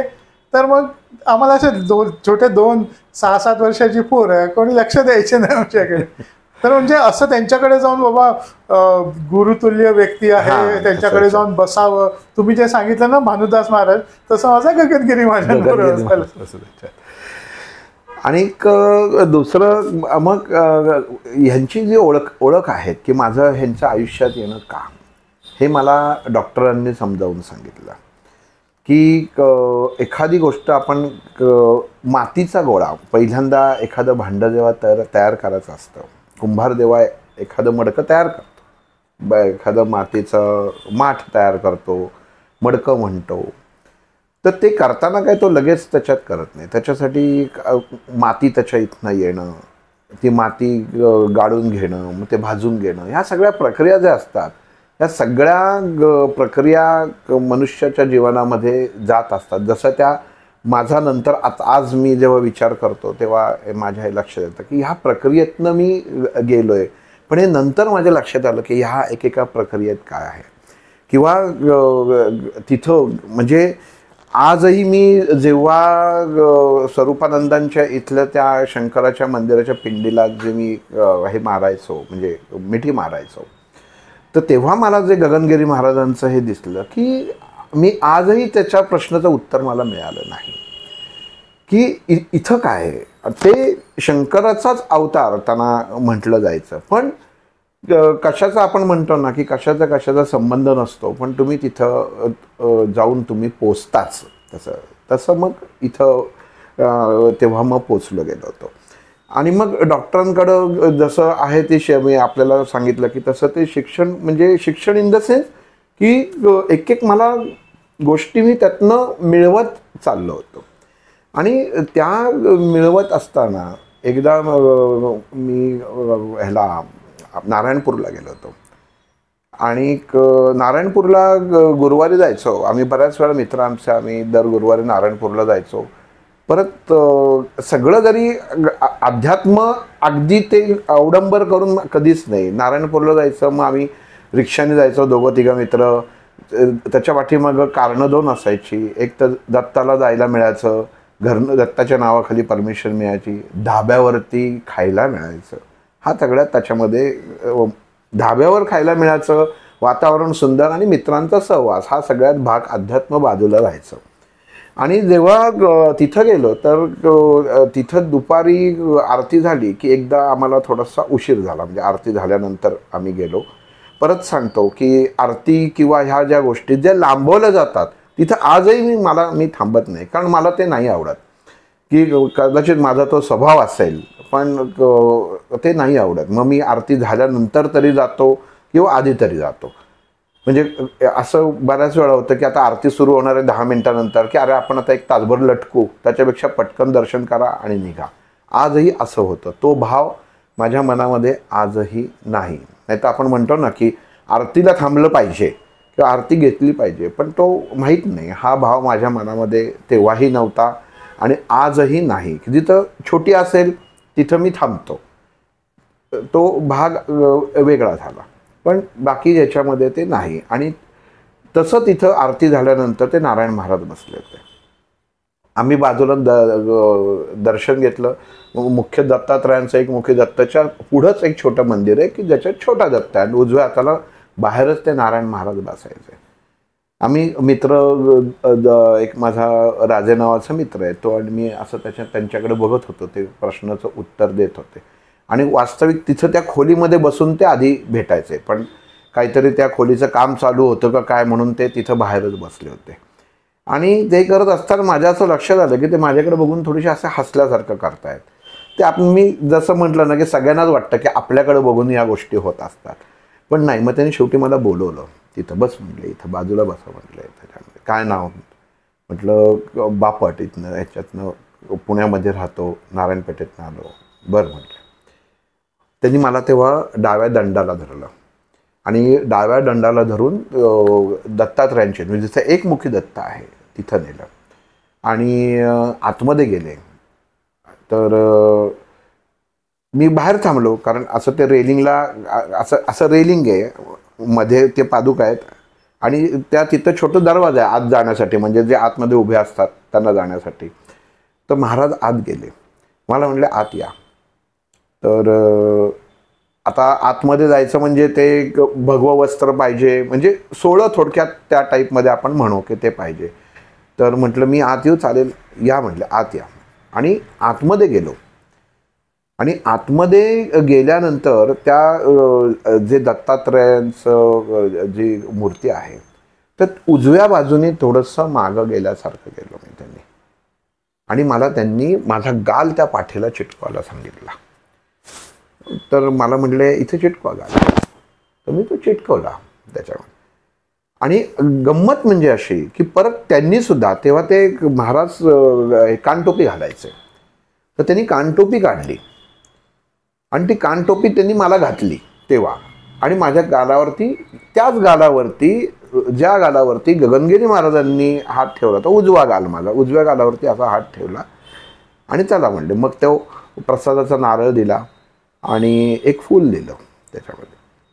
तर म्हटलं बरं, त्यांना नमस्कार केला आणि आम्ही म्हणजे रोजच्या ह्याच्याप्रमाणे निघून आलो. कळलं नाही काय झालं, म्हणजे कृती काय आहे किंवा त्याचा कशाचाच विचार केला नाही.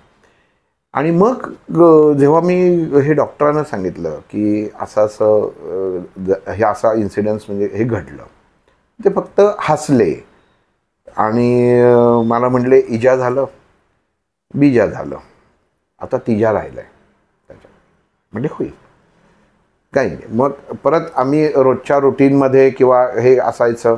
पण नंतर आम्ही दर गुरुवारी जायचो, पण नंतर कधी मग नारायण महाराजांचं कधी भेट किंवा असं कधी झालं नाही.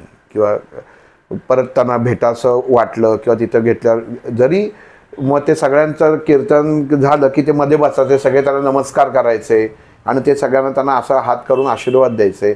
तेव्हासुद्धा मी हे केलं की मला ओळखतात का, म्हणजे मी एक सेकंद त्यांच्यासमोर थांबलो की मला ओळखतात का की त्यांनीच हे केलं होतं. पण काही नाही, म्हणजे तेही करून बाकीच्यांनी ते चला पुढं म्हणून केलं. म्हणजे मला मी ते डॉक्टरांना विचारलं की म्हटलं ज्या मागच्याच गुरुवारी म्हटलं असं झालं होतं आणि ह्या गुरुवारी गेल्यानंतर त्यांनी मला ओळख पण नाही दाखवली म्हटलं. आणि मी तोच नेमका टी शर्ट आणि हे घालून गेलो होतो की म्हणजे आपण असं असतं ना की मला पटकन ओळखलं जावं की मीच होतो म्हणून, अशा ते वैचारिक त्यांनी गेले होते. तर ते म्हणले की त्या दिवशी भेटलेले वेगळे होते, तुम्ही असं करा म्हणजे. तिथनं येताना म्हणजे आपण जेव्हा नारायणपूरला जातो तेव्हा नारायणपूरला मला बोबदेव घाटातनं यायला सांगितलं. आणि ते बोबदेव घाटातनं येताना एकदा वरती नाथांची समाधी आहे, तर तिथं जा म्हटले. तर म्हटलं ठीक आहे. मग कानिफनाथ, ज्याला कानिफनाथांचं मंदिर आहे बघा, छोटंसं खिडकी त्याला आहे आणि तिथं. मग आम्ही मित्रांना एकदा म्हटलं चला आपण आता तिकडं जाऊ त्याच्यात. आणि आम्ही तिकडं गेलो, कानिफनाथांच्या इथं गेलो. आणि थोडं शरीर जाड असल्यामुळं आणि ते चौकोनी बसल्यामुळं काय माझी हात जायची काय डेअरिंगच झाली नाही. म्हटलं आपण म्हणजे तसंच जायचं सरपटत आणि तसंच बाहेर यायचं. म्हणजे जाडजाड माणसंसुद्धा जात होती, पण माझं त्याच्यात झालं नाही. आणि मी तिथनं खाल्लंच म्हटलं आपण आपलं वाकून दर्शन घेऊ. आणि वाकून दर्शन घेताना सुद्धा तुम्हाला ते साष्टांग नमस्कार घातल्यावरती दर्शन व्हायचं. आणि जेव्हा ते साष्टांग नमस्कार घातला, तर जेव्हा तो घातला आतमध्ये कानिफनाथांची मूर्ती आहे, पण त्या मूर्तीच्या पुढं हे नारायण महाराज मला बसलेले दिसले. आणि मी एक सेकंद जरा हादरलो. म्हणजे असं साष्टांग नमस्कारच होता, उजवीकडे मित्र होता, डावीकडे मित्र होता. रे उठणं पटकन आम्हालाही करू दे असायच्या. तर म्हटलं त्याच्यात परत बघतोय तर दिसतंय. म्हणून मी आपला उठलो आणि उभा राहिलो. मग तो ज्याच्या रिक्षात न जाता तो प्रदीप त्यांनी केलं. म्हटलं आत ते नारायण महाराज आहेत का रे आतमध्ये. मला म्हटलं काय वेळ लागलं का, आत्ता मंदिरात होते ना, मंदिरात बघितले ना. मला त्या प्रश्नाचं उत्तर कळलं नाही. आणि मग परत माझ्या सगळ्या जीवनातल्या सगळ्यांची प्रश्नांची उत्तरही डॉक्टरांनी दिलेली आहेत. मला म्हणले एक लक्षात घ्या तुमचं, तेव्हा मला पहिल्यांदा त्याने सांगितलं की तुमचं पूर्वजन्म हा नाथपंथाशी निगडीत आहे. आज तुम्हाला का त्याच्यामध्ये हे सगळे भेटत आहेत किंवा ह्या सगळ्या गोष्टी का घडत आहेत, तर या फक्त नाथपंथाचा तुमचा पूर्वजन्म असल्यामुळे तुम्हाला भेटत आहे. आणि तेव्हा त्यांनी मला एक गोष्ट अजून सांगितली की नागाची सेवा भरपूर करायची, म्हणजे सर्पाची सेवा म्हणले तुम्ही कायम करत जा. म्हणजे माझ्या अपार्ट बाकीच्या विषयांनी हे एक दोन गोष्टी मला तेव्हा डॉक्टरांनी सांगितल्या होत्या. ते म्हटले की नागाला कधीही विसरू नका. म्हणजे कधी जर तुम्हाला हे आठवलं तर ते नाग स्वरूपात तुम्हाला मदत करणार. म्हटलं ठीक आहे.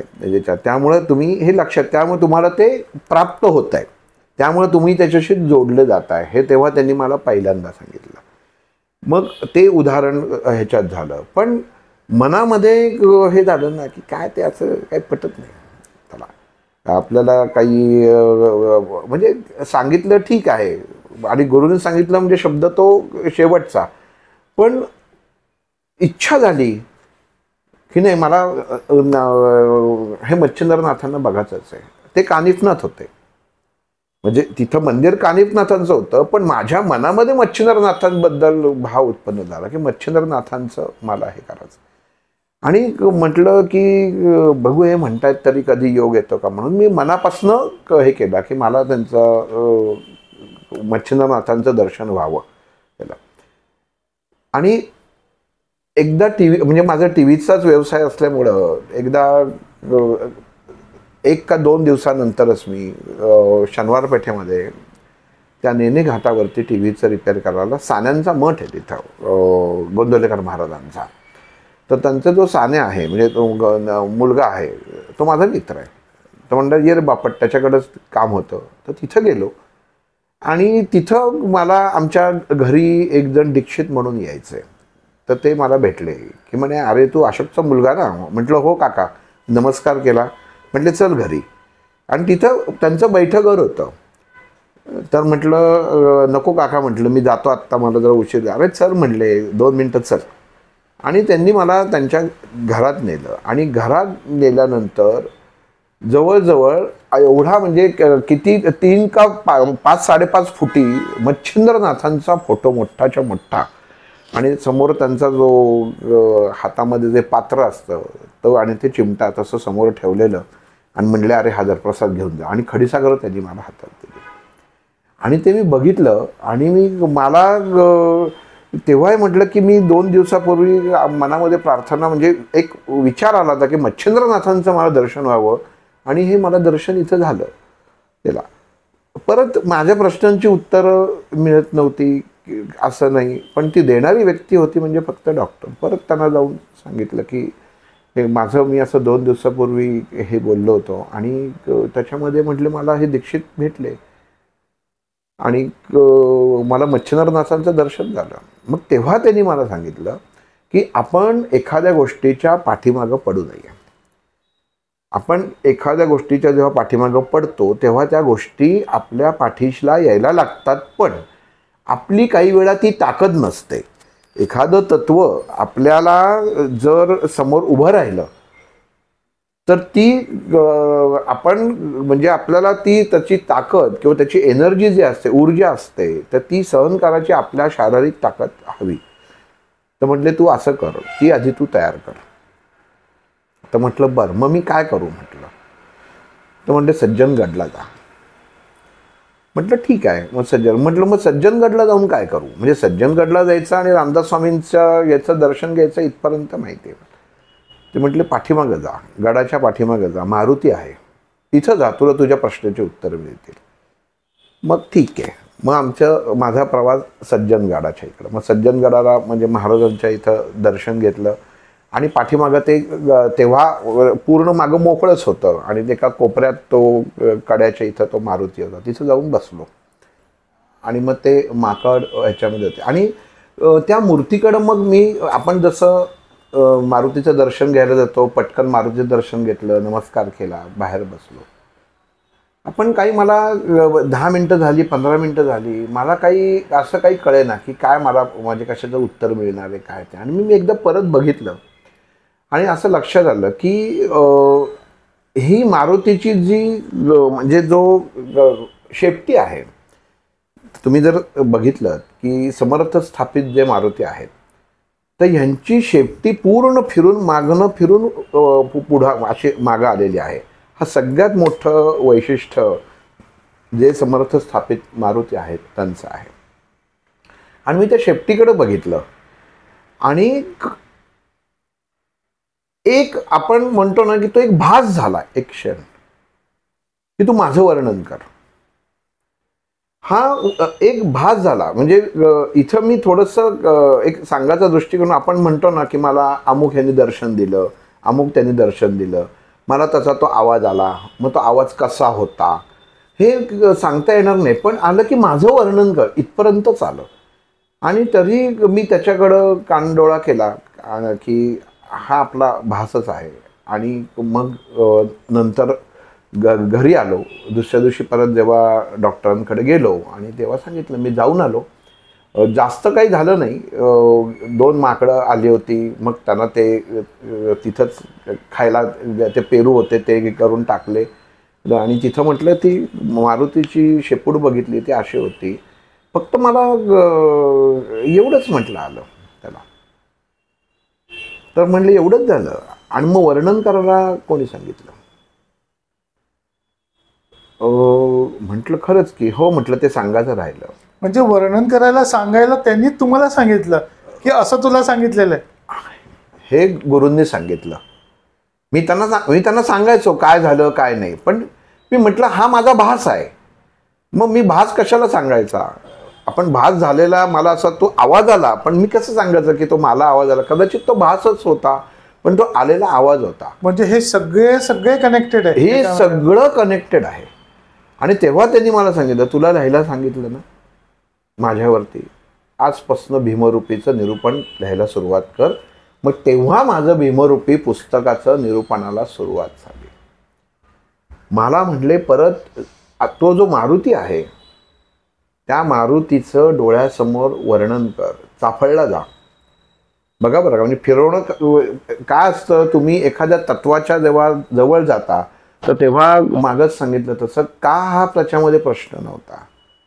आणि चाफळच्या मला म्हणले याची सुरुवात करताना चाफळला जा आणि चाफळच्या मारुती रायांच्या समोर जो मारुती आहे तिथं म्हणले भीमरूपी म्हण. आणि तिथनं भीमरूपी या शब्दाचा अर्थ तिथं बसून पाहिला. मी त्या पहिल्या शब्दाचा अर्थ तिथं बसून दिलेला आहे. तो माझ्याकडे फोटो पण आहे, आज मी सरांना पाठवीन म्हणजे त्या ह्याच्यामध्ये करायला की त्यावेळी तो त्यांनी मला तो, आणि तो एकमेव मारुती असा आहे, शेपटी तशीच आहे पण तो असा तुम्हाला हे करताना असा तो वेगळा, त्याची मुद्रा वेगळी आहे. आणि आजही कधी चाफळला गेलो तरी तिथं भीमरूपी म्हणतो आणि त्या मारुतीच्या मंदिरामध्ये भीमरूपी लिहिलेली पण आहे.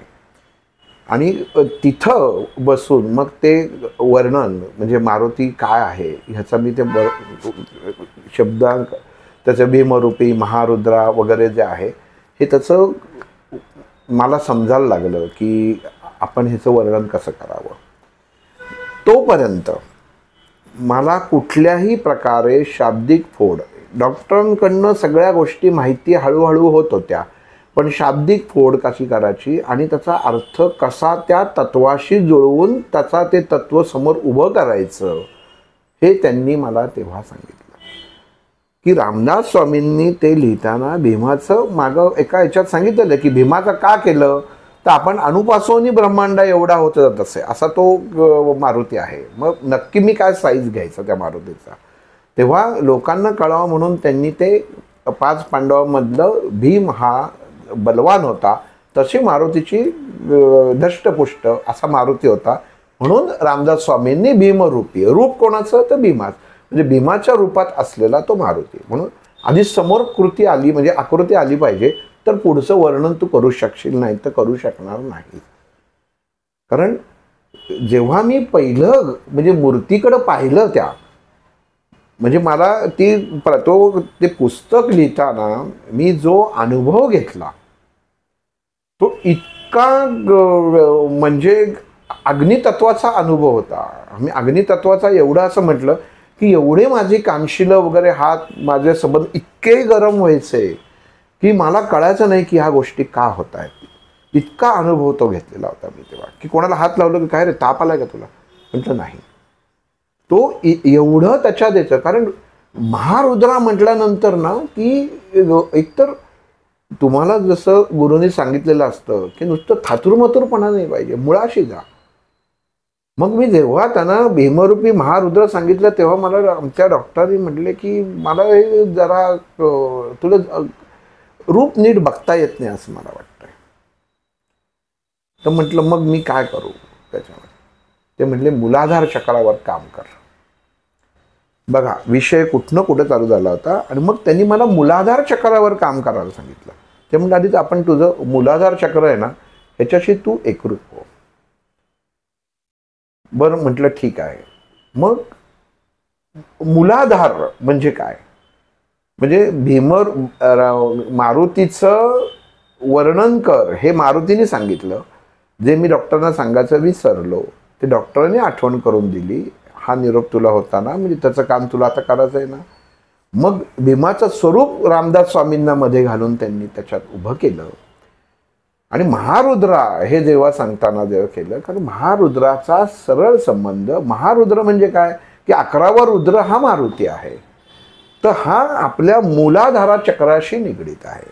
मग त्यांनी सांगितलं तुला आता जर थोडंसं मूलाधार, मग मूल काय म्हणजे मुळाधार वेगळं, ळ वेगळा आणि ल वेगळा. मग ल हे आपण बघा ज्यांना चक्रांचा अभ्यास आहे त्यांना हे मूलाधार चक्राचं लम हे बीज आहे. म्हणजे मनुष्याच्या देहामध्ये जर ऊर्जित अवस्था आणायची असेल, माझा विकनेस येतोय, मला असंच आहे, तर फक्त लम या शब्दाचा जर उच्चार केला तर तुमचं मूलाधार चक्र जागृत होईल. आपण म्हणतो ना, अरे राजेश ये, मी तो राजेश येतो, तसं लम म्हटलं की आपल्या देहातलं मूलाधार चक्र लगेच तुम्हाला रिप्लाय देतं, ऊर्जा रिप्लाय देते. मग म्हटले हे मुळाधार लिहिलेलं नाहीये, मूलाधार लिहिलंय. का लिहिलं ह्याचा अभ्यास कर. म्हणजे मारुतीपासून सुरुवात झाली. याचा अर्थ जेव्हा मी त्यांना महारुद्राचा अर्थ सांगितला, म्हटलं महा म्हणजे मोठा, रुद्र म्हणजे शंकर, तर ते म्हटलं तेवढंच नाहीये, महारुद्राचा अर्थ खूप म्हणजे खोलात आहे. मग त्याच्यासाठी तू मूलाधार कर. मग म शब्द म्हणजे बीजांमध्ये सांगितलेलं आहे की म शब्द हा जोड बीज आहे, हे अस्तित्व दाखवतो. ल हे पृथ्वी तत्वाशी जोडून अग्नितत्वामध्ये येतं. म्हणजे ल ह्या शब्दाचा उच्चार केला की स्थिरता येते. मग लचा आधार मूलाधार म्हणजे ज्याचा आधार ल आहे, म्हणजे पृथ्वी तत्व आहे, म्हणजे स्थिरत्व आहे, असं ते चक्र. बघा बरं का, म्हणजे महारुद्र शब्दाचा अर्थ मूलाधार चक्र, आणि चक्र म्हटलं की फिरतं आलं. चक्र शब्दाचा अर्थ आपण म्हटलं ना की हे चक्र आहे, चक्र म्हणजे गती. आपण चक्र म्हणजे असं गोल काही येत नाही, चक्र म्हणजे गती. मग मुलाच्या म्हणजे मनुष्य देहाचं पृथ्वी तत्व जिथं स्थिर होतं ती जागा म्हणजे आपलं हे पाठीमागं रीडच्या खाली जे आहे ते मूलाधार चक्र, म्हणून त्याला मूल ल ल म्हटलेलं आहे. आणि जे ऊर्जा वाढवतं, जे वंश वाढवतं, जे वाढलेल्या वंशाचं प्रमाण आहे, म्हणून आपण मुलगा म्हणतो किंवा मुलगी म्हणतो. मुळगा म्हणत नाही किंवा मुळगी म्हणत नाही, मूल झालं म्हणतो. ह्याला आपण म्हणतो ह्याला काय झालं रे, ह्याला काही मुलं बाळं, मुळं बाळं म्हणत नाही, मुलं बाळं म्हणतात. शब्द नीट लक्षात घ्या, थोडंसं समजायला दीर्घात आहे, पण अग्नितत्व असंच प्रकारे प्रगट होतं, म्हणून आपण ते मूल म्हणतो. म्हणून मूलमंत्र, मूळमंत्र नाही, मूलमंत्र म्हणजे जो आपल्या देहाला स्थिर ठेवून त्याच्यामध्ये अग्नी उत्पन्न करणार आहे, म्हणून मूलमंत्र. म्हणून ज्याचं मूल आधार चक्र जागृत असतं ती व्यक्ती स्थिर असते. म्हणून आपण म्हणतो ना की मूलाधारच्या कुंडलिनी जागृत झाली का, कुंडलिनी जागृत झाली का, तर ती सहजासहजी होत नाही, कारण ती स्थिरता जी आहे ती मनुष्य देहाला अगदी सहजासहजी प्राप्त होत नाही. आणि किती मायक्रोसेकंद कण, किती कण जर आपलं मूलाधार चक्र हल्लं त्याच्यामध्ये, म्हणजे कुंडलिनी जर हल्ली, सर्पो याच्यामध्ये जे 3 वेढे घातलेले ती जर अगदी जर हल्ली तर मनुष्य पॅरलाइज सुद्धा होऊ शकतो. म्हणजे आपण जे म्हणतात ना की माझी कुंडलिनी जागृत आहे, कुंडलिनी जागृत आहे, तर ती कुंडलिनी जागृत नसते. ते अग्नी तिथं जो असतो ना स्थिर, त्या अग्नीवरती ती कमांड असते, मूलाधारवरती नसते. एखादा मनुष्य ॲक्सिडेंट होतो आणि ॲक्सिडेंट झाल्यानंतर त्याच्या कमरेमध्ये प्रॉब्लेम निर्माण होतो किंवा त्याला एक प्रकारे विशिष्ट प्रकारे सायटिकाचा प्रॉब्लेम होतो, तेव्हा म्हणतात कुंडलिनी आपोआप हादरली, कारण ही जागृत अवस्था कुंडलिनीची तशीच होते. त्याला मोठा धक्का तरी बसायला लागतो किंवा तेवढी साधने यायला लागते.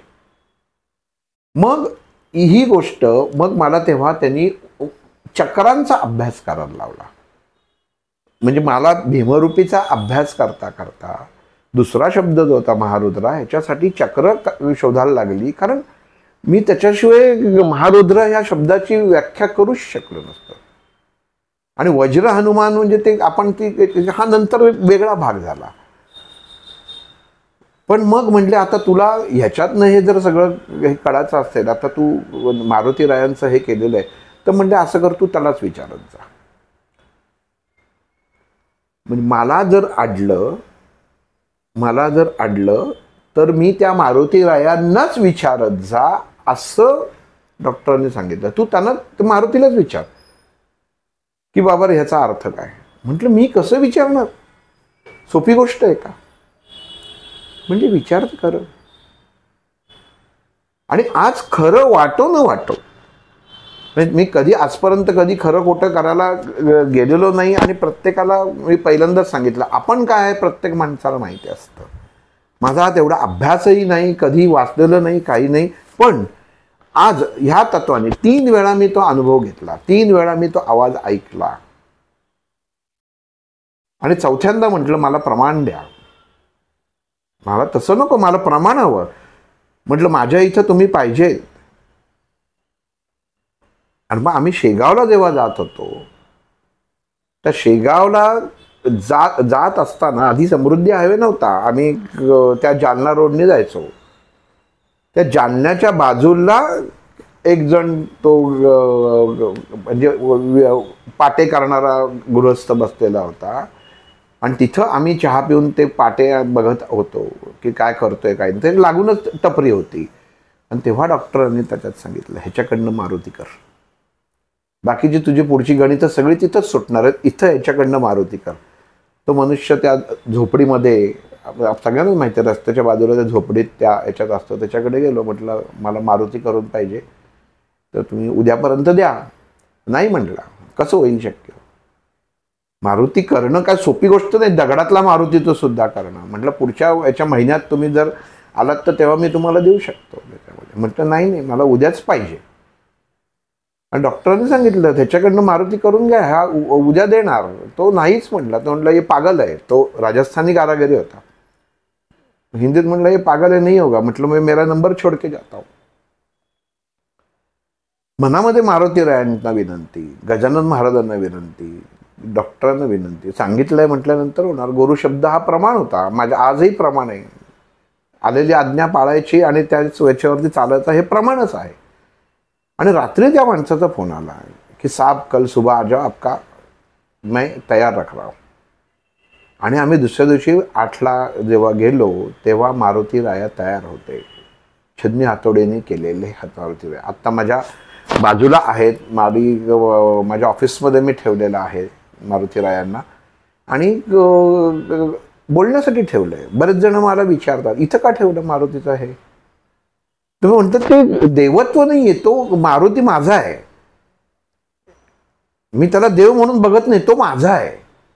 आणि माझा जो असतो ना त्याला आपण देव मानायचं नाही, तो माझा आहे. ह्याच्या व्यतिरिक्त नातं काही नाही. मला काही त्याच्यामध्ये काय नाही, काय ह्याचं उत्तर काय, ह्याचं काय आहे. मला तिथं सगळी प्रश्नाची उत्तरं मिळतात.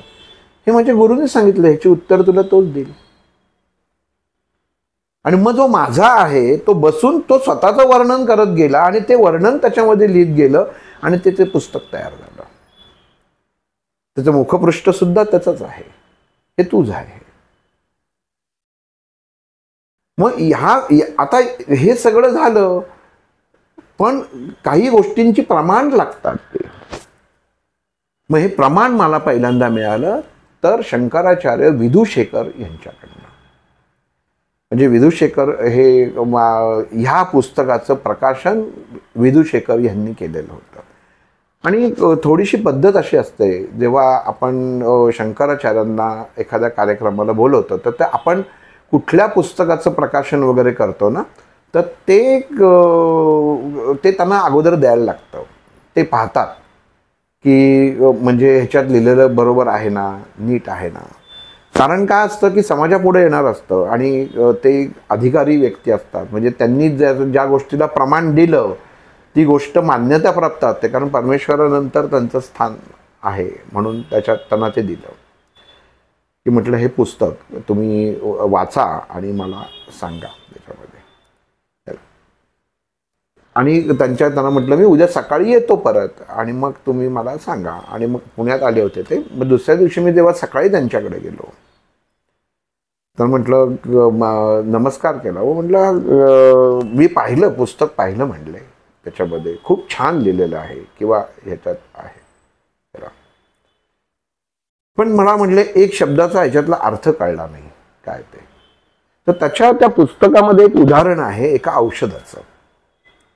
काहीतरी आपण म्हणतो ना की एखादा शब्द समजवताना आपण उदाहरण द्यावं, तसं त्या पुस्तकात एक औषधाचा संबंध आहे. तर ते म्हणले की ते कशासाठी लिहिलं आहे असं त्यांनी मला ते विचारलं. ते कानडी याच्यामध्ये जर थोडासा शब्दाचा ते त्याच्यात म्हणले तुम्ही स्वामीजी हे तुमच्यासाठी लिहिलेलं आहे. ते म्हणले माझ्यासाठी लिहिलेलं आहे म्हणजे मला कळलं नाही काय ते. म्हटलं तुम्ही आत्ता कुठलं खोकल्याचं औषध घेताय का? ते म्हटले घेतो. म्हटलं ते आतमध्ये तुम्ही ठेवलेलं आहे आणि हनीटस नावाचं औषध घेताय. ते म्हणले अगदी बरोबर त्याच्यामध्ये. म्हटलं त्याच्यात हे बघा उल्लेख आहे की औषध तुम्ही खोकल्याचं घेत आहात त्याला. आणि एक क्षणभर तेही चपापले. ते म्हणले की माझे दुपारची त्यांचं जे नित्य म्हणजे साधना असते, म्हटलं मी कार्यक्रमाला येतो, काही त्याच्यात हे नाही, नक्कीच येतो. आणि त्यांनी मला नंतर तिथनं फोन केला की तुमची हरकत नसेल तर मी एक गोष्ट विचारू का? म्हटलं हो विचारा ना. मी अजून कुठलं औषध घेतो हे मला तुम्ही सांगू शकाल का? तर म्हटलं सांगतो. आणि त्यांना तेव्हा त्या दुसऱ्या औषधाचं नावही सांगितलं. आता हे औषधाचं नाव हे जे समोर आलं, आपण एखाद्या रस्त्याने जाताना पाटी वाचतो, अमुक अमुक हे आहे, एखाद्या दुकानाच्या मेडिकलची पाटी वाचतो, किराणा स्टोअरची असतो, तसं ते आलं. ते त्यांना सांगितलं, पण तो आवाज मारुती रायांच्या इथनं आला होता.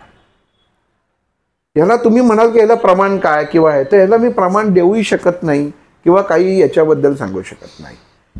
पण विधुशेखर हे तेव्हा म्हणजे शंकराचार्य हे तेव्हा झालं आणि त्यांच्या हस्ते या पुस्तकाचं प्रकाशन झालेलं होतं.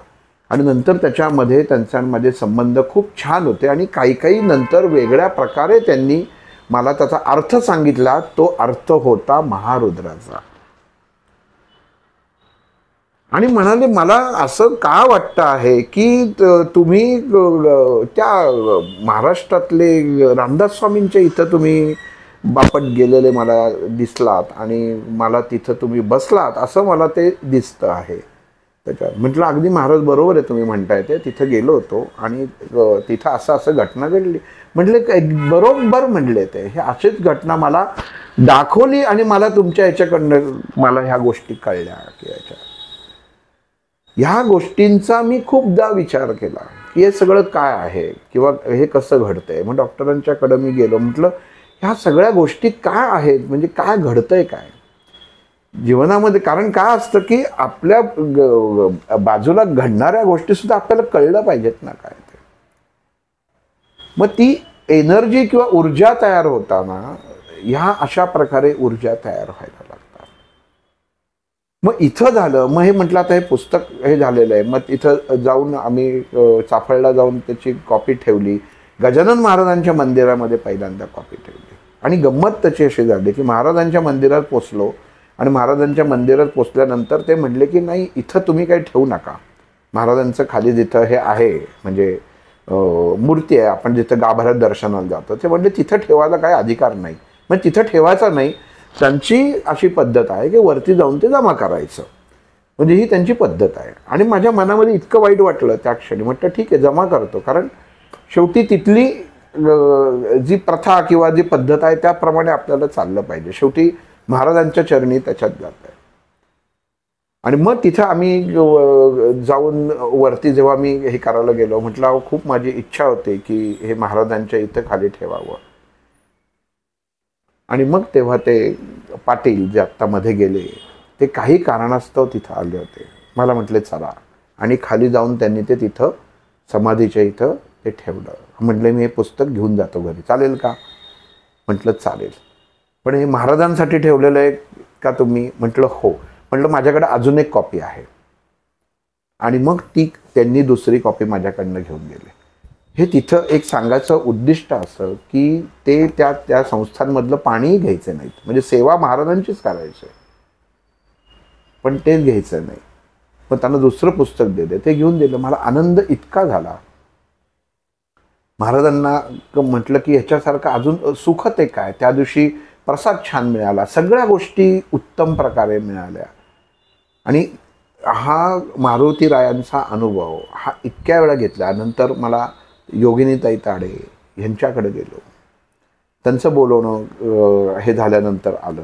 म्हणजे एक जण आपल्याला सगळ्यांनाच माहिती जे ओंकार म्हणतात ते महेश म्हणून जे आहेत, तर ते माझ्याकडं आले होते. ते म्हणले की आपण एक योगिनीताई म्हणून येताना भेटायची इच्छा आहे, तर आपण जाऊ का भरतनाट्याच्या समोर? म्हटलं जाऊ की. आणि पण ते तसंच राहिलं. आणि एक दिवशी त्यांचा जेव्हा हे पुस्तकाचं प्रकाशन झालं, तर तेव्हा फोन आला की तुम्ही या आणि ते घेऊनच या, असं त्या मठामधले यश जे आहेत त्यांना सांगितलं. म्हणून म्हटलं जाऊ, आपल्या चौकातच आहे त्याच्या. म्हणून तिथं गेलो आणि त्यांच्याकडे बघितलं. आजी म्हणजे हा माझा तिसरा धक्का होता की जेव्हा मी त्या आजींना बघितलं, त्या आजी मला दिसल्याच नाही, तिथं मारुतीच बसलेला दिसला. आणि तो मारुती चाफळमधला मारुती होता ना, ते तिथं होतं. आणि मला मी म्हणजे 1 मिनिट मला कळत नव्हतं, समोर आजी बसलेल्या आहेत, मी का थांबलेलो आहे, पण मला समोर मारुतीच बसलेला दिसतो आहे त्याच्यामध्ये. त्यांना नमस्कार केला आजीनं, पायावर जेव्हा डोकं ठेवलं याच्यामध्ये, त्यांनी पाठीवरती असा थप्पड मारली त्याच्यामध्ये ह्याच्यामध्ये. झालं का देवा, मारुतीरायाचं दर्शन झालं का? शब्द माझ्या अजूनही कानामध्ये आहेत. मला म्हणले, त्यांच्याकडं कोणाला माहीत नसेल सांगतो, भरतनाट्याच्या समोर शेणी वांद्रं यायची, शेणी खायला. इतक्या मारुतीच्या त्या निस्सम भक्त होत्या. सगळ्या आध्यात्मिक याच्यामध्ये खूप मोठं असलेलं व्यक्तिमत्व होतं. आणि स्वतःच्या हाताने मला करून खायला घालायच्या. म्हणजे काही गोष्टी अशा होत्या. स्वामी स्वरूपानंदांचं म्हणले, अरे तुला प्रसाद आहे, महाराजांनी तुला प्रसाद द्यायला सांगितलेला आहे. काय म्हटलं आजी? आणि मग त्यांनी मला गौरी शंकर आणि 2 रुद्राक्ष आणि एक मुखी रुद्राक्ष जे स्वामी स्वरूपानंदांकडे होता, तो त्यांनी योगिनीताईंना दिला होता. त्यांनी त्यांची सेवा केली म्हणून त्या महाराजांचं ताट धुवाचं काम करायचं, ताट विसळायचं काम करायचं, ही सेवा त्यांच्याकडे होती. आणि तो रुद्राक्ष त्यांनी मला दिलं की महाराजांनी हे तुला द्यायला सांगितलंय आणि हा ती तुझं आहे. आणि त्यांनी ते माझ्याकडे दिलं. ही एक शक्ती वाढायची कामं आहेत. ह्याचा उपयोग कधी स्वतःच्या जीवनामध्ये करायचा नसतो. ह्या ज्या येतात त्यांच्याकडनं खूप काही शिकायला मिळालं. देह ठेईपर्यंत शिकायला प्रचंड प्रेम. नंतर कार्यक्रमालाही त्या एका आलेल्या होत्या. पण एक म्हणजे मला असं वाटतं की मारुतीला भेटायचं ना तर ह्यांच्याकडे चला. आणि त्यांच्याकडे गेल्यानंतर मग मारुतीचं दर्शन व्हायचं. काही झालं तरी तिथं म्हणजे एक ती ओढ असते की मला काय मिळालं ते ह्यांच्याकडनं, या सगळ्या शक्ती आणि ज्ञानाचं मिळालं. मग त्याच्यामध्ये मी मागं सांगितलं तसं की पविवर्तकांचा संबंध आला. आता ब्रह्मर्षी म्हणजे एखाद्या व्यक्तीला आपण डॉक्टर म्हणून बघणं वेगळं, डॉक्टर पविवर्तक. एखाद्या व्यक्तीला ब्रह्मर्षी म्हणून वेगळं. आणि एखादी व्यक्ती ज्यांनी आपला शक्तिपात योग आपल्यावरती केला, त्या अनुषंगाने त्या व्यक्तीकडं बघणं आणि तेव्हा तो हाताचा जो स्पर्श आहे त्याच्यातनं जी ऊर्जा जाते, ह्याचा अनुभव खूप म्हणजे वेगळा होता. पातंजल सूत्रामध्ये, कारण त्यांची कमांड होती. तुम्ही आजही यूट्यूबवर पविवर्तकांचं पातंजल सूत्र जर ऐकलं तर अतिशय सुंदर आहे. आणि त्या सूत्राच्या मार्गाने देहामधचं त्यांनी असं डोक्यावरनं हात फिरवून त्यांनी संबंध ते असं शरीरावरती अंगावरनं हात फिरवलेला आहे. कधीही जास्त एकही शब्द बोलले नाही. मी आमच्या डॉक्टरांना कायम विचारत हे सगळं हे करतात पण हे बोलत का नाही आहेत त्याच्यावर. मला काय ह्याच्यातनं बोलताना काहीतरी पाहिजे. मग हा भाग झाला की पविवर्तकांसारखे, स्वरूपानंदांसारखे, योगिनीताईंसारखे. त्याच्यानंतर एकदा आळंदीला गेलो होतो. आळंदीला एकदा गेलो असताना तिथं बऱ्याच जणांना माहीत नाही आहे, आळंदीच्या इथं एक अतिशय म्हणजे ची भाषा ज्याला म्हटली जाते की ज्याच्यातनं अगोदर ही ज्ञानेश्वर माऊलींच्या काळामध्ये वापरली जाते. तर ती भाषा बोलणारे एक जण तिथं आहेत, त्यांची भेट झाली. मला आजही हे शब्दाचं हे कळलं नाही की सगळ्यांनी गालावरती हात ठेवला. आजी तर कायम ठेवायच्या, म्हणजे ताडे आजी ज्या आहे, जोगिनीताई, त्या कायम ठेवायच्या. जे काही काही आहे ते त्यांनी मला शक्ती प्रदान केली. त्यांना ती प्रचंड ताकद होती, शक्ती द्यायची पण आणि घ्यायची पण, या दोन्ही ताकदी त्यांच्याकडे होत्या. ती त्यांनी प्रदान केली. त्याच्याबरोबर पोटभरे सर, असी पोटभरे म्हणून आमच्या शाळेचे शिक्षक होते. त्यांनी महाभारतावर लिखाण, प्रचंड साधना केलेलं व्यक्तिमत्व. पण कधीही मनात नव्हतं की आपली यांची भेट व्हावी. सहकारनगरला गेल्यानंतर गाडी घसरली, गाडी स्लिप झाली आणि गाडी स्लिप झाली, ती स्लिप जाऊन ज्या दरवाजाला धडकली ते असी पोटभर यांचं घर. त्यांनी आतमधनं तिथं बांधकाम चालू होतं, माणसं आली, हे केलं, आतनं माणसं आले, कारण काही लागलं का थांबा म्हणून आत यार बघतो तर ज्याचं आपण भेटाची इच्छा प्रगट केलेली होती, की ज्यांचं आपल्याला दर्शन व्हावं पण माझ्याकडे पत्ता नव्हता, ते साक्षात माझ्या समोर उभे होते. ते म्हणजे आमचे सर असी पोटभरे. ज्ञानेश्वरीवरती, भगवद्गीतेवरती प्रचंड, भगवद्गीतेचा जर अभ्यास करायचा प्रत्येक अध्यायाचा तर असी पोटभर यांचं पुस्तकावरनं जरूर करावा ज्ञानेश्वरीचा. आणि म्हटलं सर मी तुमचा विद्यार्थी, म्हटलं तुम्ही मला शिकवायला नव्हतात, तुम्ही रिटायर झालात आणि मी 5वीत प्रवेश केला त्याच्यामध्ये. इकडे म्हणले, तिथनं समोरनं ते शोकेस उघड. त्या शोकेसमधनं त्यांनी मला एवढा एक कुंडा होता, म्हणजे एक छोटासा, तो आणायला लावला. तो घे म्हणले, बस ती धरून बस इथं, आणि ती काठी घे समोर धरलेली. आणि जशी ती म्हातारी माणसांना ती काठी न्यायला लागते ना, ती काठी होती. म्हटलं काय करू याचं, ती काठी दे माझ्याकडे. म्हटले तिकडं बघ, विद्यार्थी असणं तू माझं तिकडं बघ. आणि हळूच प्रमाणे पाठीत 2 धपाटे मारले आणि ठेव म्हणले आता कुंडा. मी ठेवला. म्हटलं सर काय होतं, हा कुंड्यात काय होतं त्याच्यात, कारण हातात घेतला मी, आपला वास घेतला, म्हटलं त्याला काही आहे का, तर काही नव्हतं. ठेवलं. कोण माणसाला चिटकवून घेतोस रे बरोबर. इथे मला मी काढून टाकले त्या माणसांना. चल गेली, नको घाबरू, जा त्याच्यात आणि येत जा, योग्य जागी घसरलास. शब्द लक्षात. आपल्याला काय असतं जीवनामध्ये, आपण कायम म्हणत असतो की माझ्या जीवनात असं, मी आता 2 व्हीलरवर जाऊन माणूस घसरला म्हणजे ही काय चांगली घटना झाली का, तर नाही. काही होऊ शकलं असतं, गाडीला काही झालं नाही, मला लागलं नाही, पण योग्य जागी घसरलास हे अधिकारी व्यक्तीचं वाक्य असतं. कारण ते घसरणं हे नियतीत ठरलेलं होतं, यांची भेट आहे म्हणून ते घसरणं झालं. आपण ते म्हणतो ना की अरे आता माझ्या आयुष्यात ही घटना घडली, हे चूक झालं. नाही, ते घसरलं म्हणून तिथपर्यंत झालं. मग याच्यातनं अनुषंगातनं तुम्ही इथपर्यंत गुरुतत्व तुम्हाला आणून सोडतं.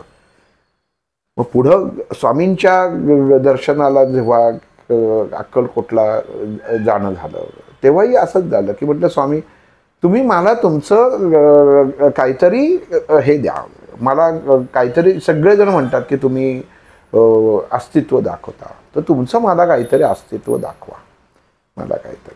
आता ते काय आहे हे आपण पुढच्या ह्याच्यामध्ये आपण सांगू आणि तो एक 2-3 दिवसात भाग रेकॉर्ड करू. म्हणजे ही एक सांगड जाईल की स्वामींचं, शंकर महाराजांचं झालं, शिवाजी महाराजांचं झालं, फलटणचे जे शिवाजी महाराज आहेत, त्याच्यानंतर बाळेकुंद्रींचे महाराज आहेत, पंत महाराज ज्यांना म्हणतात, आणि अजून काही त्याच्यामध्ये व्यक्तिमत्व आहेत की ह्यांचा ढेकणे महाराज आहेत, मागं सांगितलं तसं. तर ह्यांचा जीवनावरती पगडा किंवा ह्यांच्याकडनंही काय शिकायला मिळालं आणि ह्यांनी कसं सहाय्य केलं या सगळ्या गोष्टींना आणि ही सगळी पुस्तकं लिहिताना किंवा ह्याच्यामध्ये ते पुढच्या भागात सांगायचा प्रयत्न करेन. श्रीराम. श्रीराम.